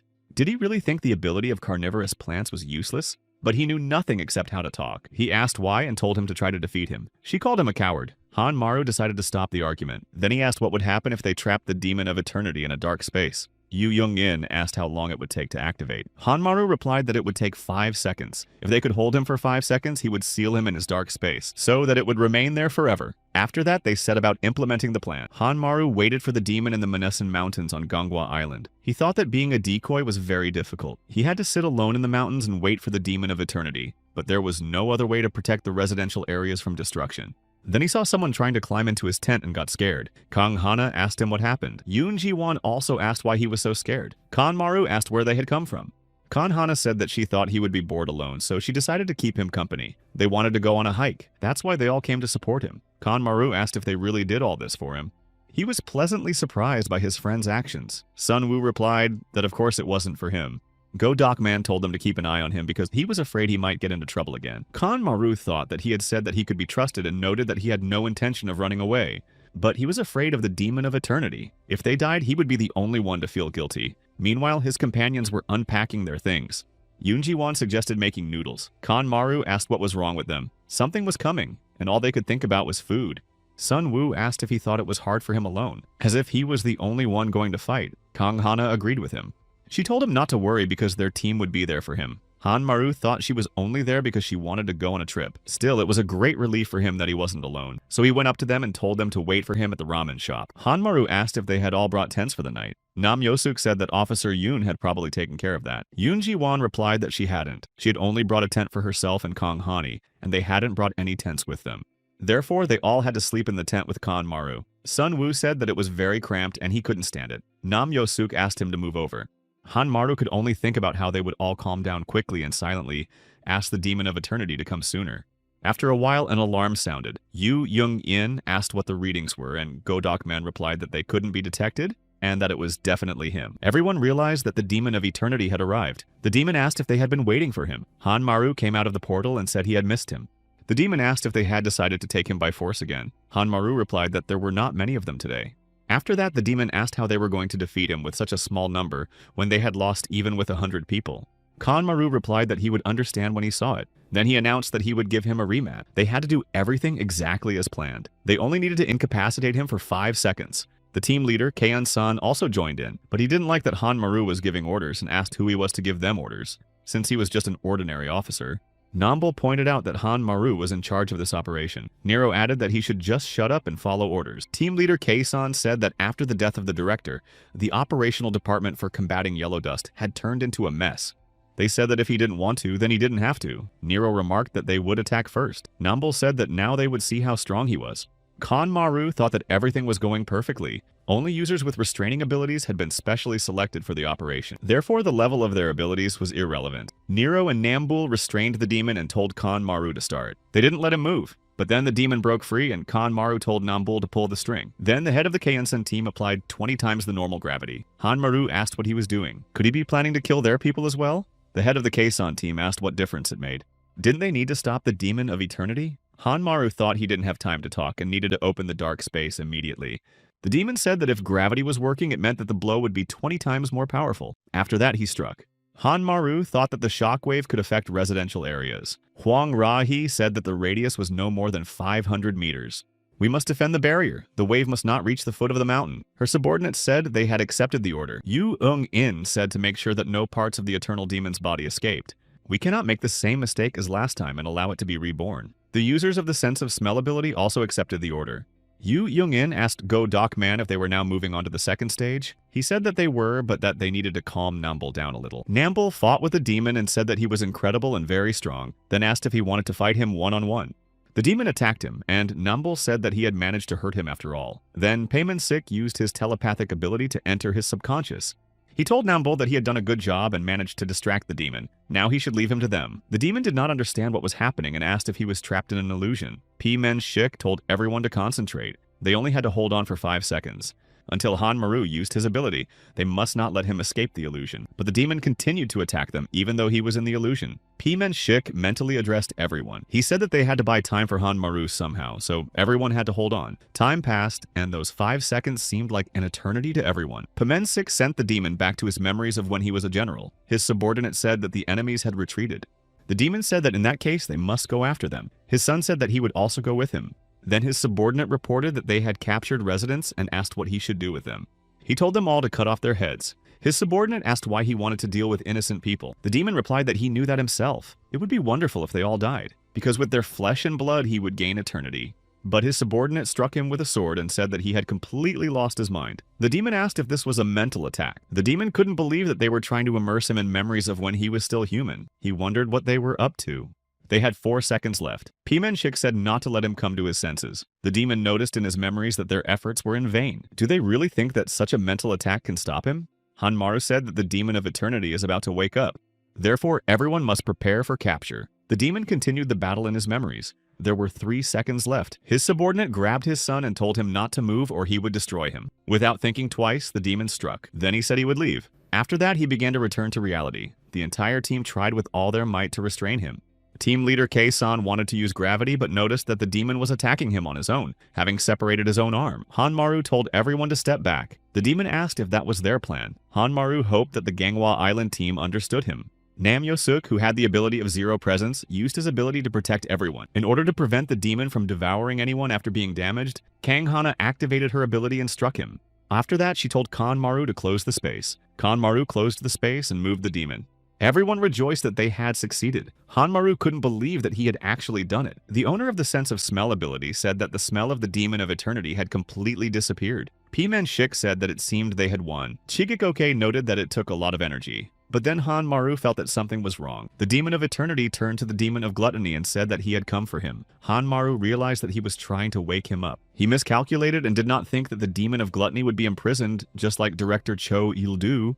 Kanmaru cannot believe that they can meet. Kan Hana asked what happened and how he was. He replied that the demon of eternity was trying to awaken the demon of gluttony who was in the dark space. Then he opened a portal and said that it was time to settle the score with him. Kan Hana asked how he was going to handle it alone. Kanmaru replied that he must do something before he loses control. Kan Hana said that they would go with him. Kan Hana and Sun Woo also entered the portal and found themselves in a dark space. Go Dokman asked where the trio had gone. Sun Woo asked if this was the dark space. Kanmaru asked why they had followed him, and Sun Woo replied that he couldn't do it alone. Kang Hana asked if he had a plan, and Hanmaru replied that he would delete the space. Since he was here, there was no need to worry about the damage. Sun Woo said that they had to outrun his eternity, and if they failed, they would be doomed. Kan Hana added that the only way was to somehow immobilize him. After discussing the plan, they set off to find the demon of eternity. He had already found the demon of gluttony and was fighting him. Yu Jung-in said that there was a possibility that the demon of eternity would escape, so everyone needed to be on guard. Huang Ra-hee remarked that he would not calm down. Go Dokman said that he hoped the worst-case scenario would not happen. Nam Yo-suk asked what could be worse than releasing the demon of eternity. He replied that it would be Hanmaru. If gluttony consumed him, it would be the worst thing ever. Archdemon told the demon of gluttony to wake up. Hanmaru, Kanghan, and Sun Woo found him just then. Sun Woo said to let him try.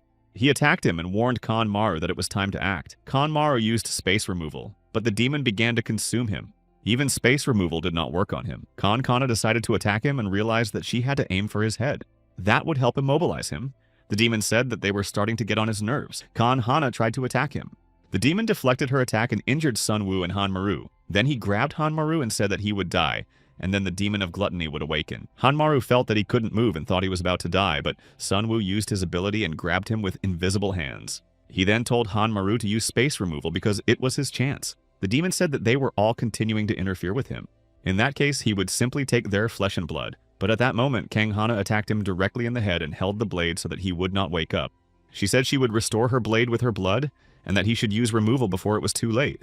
Hanmaru realizes that if he uses the removal spell, they will both die, so he decides to use the spatial rupture. Sun Woo asked what he was doing. Hanmaru returned him to the real world. Then he grabbed Kan Hana. He tells her that they are both going back. Kang Hana does not have time to do anything and only manages to shout his name. Hanmaru continued his battle with the demon and bit his arm. Then he said he understood how to deal with him. The demon's ability to manipulate space began to disappear, and he said that he would disappear along with it, just like the dark space.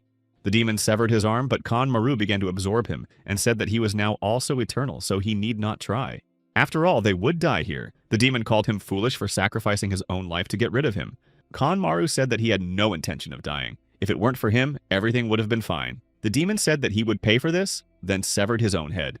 Then Kanmaru asked if he had forgotten that he was not the only immortal here, so if he devoured his flesh again, it would stop.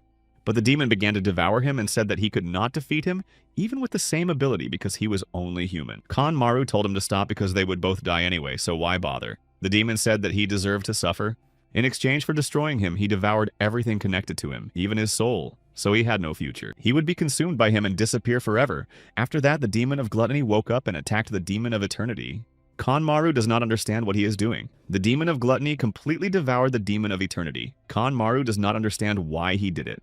Then he thought that the demon wanted to help him or was going to devour him, but the dark space disappeared anyway. It's really over. Kanmaru wonders if he is protecting him, or if the demon's life depends on his. But none of that matters because they are all doomed anyway. Still, he is glad that the two of them are alive, unlike him. A few minutes earlier, Kan Hana and Sun Woo returned to reality. Yoonji-won asked what had happened. Why did they go into the dark space in the first place, and where did Hanmaru go? Kan Hana replied that he had just kicked them out of there. She thinks he is trying to absorb the demon of eternity. Sun Woo asked if he would be trapped because of the loss of his space ability. The team realized that he wanted to go to the other world with the demon of eternity. Kan Hana said that they couldn't let him die. She has Hanmaru's finger from the dark space. If he managed to obtain the ability of eternity, he will be reborn from it. Nam Yosuk asked if she really meant that it was possible, but where would she get the flesh and blood necessary for regeneration? The whole team decided to give their blood and flesh in the hope that it would help Hanmaru return. They really hope so. Hanmaru noticed a light and reached for it. Then he took the demon of gluttony by the hand and told him to come with him, but the demon pushed him away. He was reborn and woke up in the real world. The whole team was delighted that he was alive and back with them. Kanmaru asked how he had returned. After all, he was supposed to disappear along with the dark space. Then he noticed that each of them had sacrificed their hand. He asked if they had done all this for him. Nam Yosuk told him not to thank them and to release the yellow dust as soon as possible. Kanmaru said that he felt nauseous and thought he was about to pass out. Sunwoo told him to put something over himself before his eyes closed. He threw him some clothes, and covering himself, Hanmaru began to release the yellow dust so that everyone could regenerate. Yu Young-in said that he had defeated the demon of eternity. Chi Gi-kok replied that she knew and that it had finally happened. Go Dokman hugged Hanmaru and said that they should have a dinner to celebrate his death and rebirth. Chi Gikoke said that without director Cho Il-du, Hanmaru was their organization's only hope. Yu Young-in called the head of the Seoul headquarters on Jeju Island. Yu Young-in picked up the phone and said that it had been a long time. They are holding an emergency meeting on the archdemons, and the heads of all regions will be present, so they will see each other soon. The head of Jeju Island said that she was looking forward to seeing them, and that they would meet in Seoul. Then she thought that she would wait impatiently for the archdemons. She was curious to know how strong they would be and what awaited them after meeting them.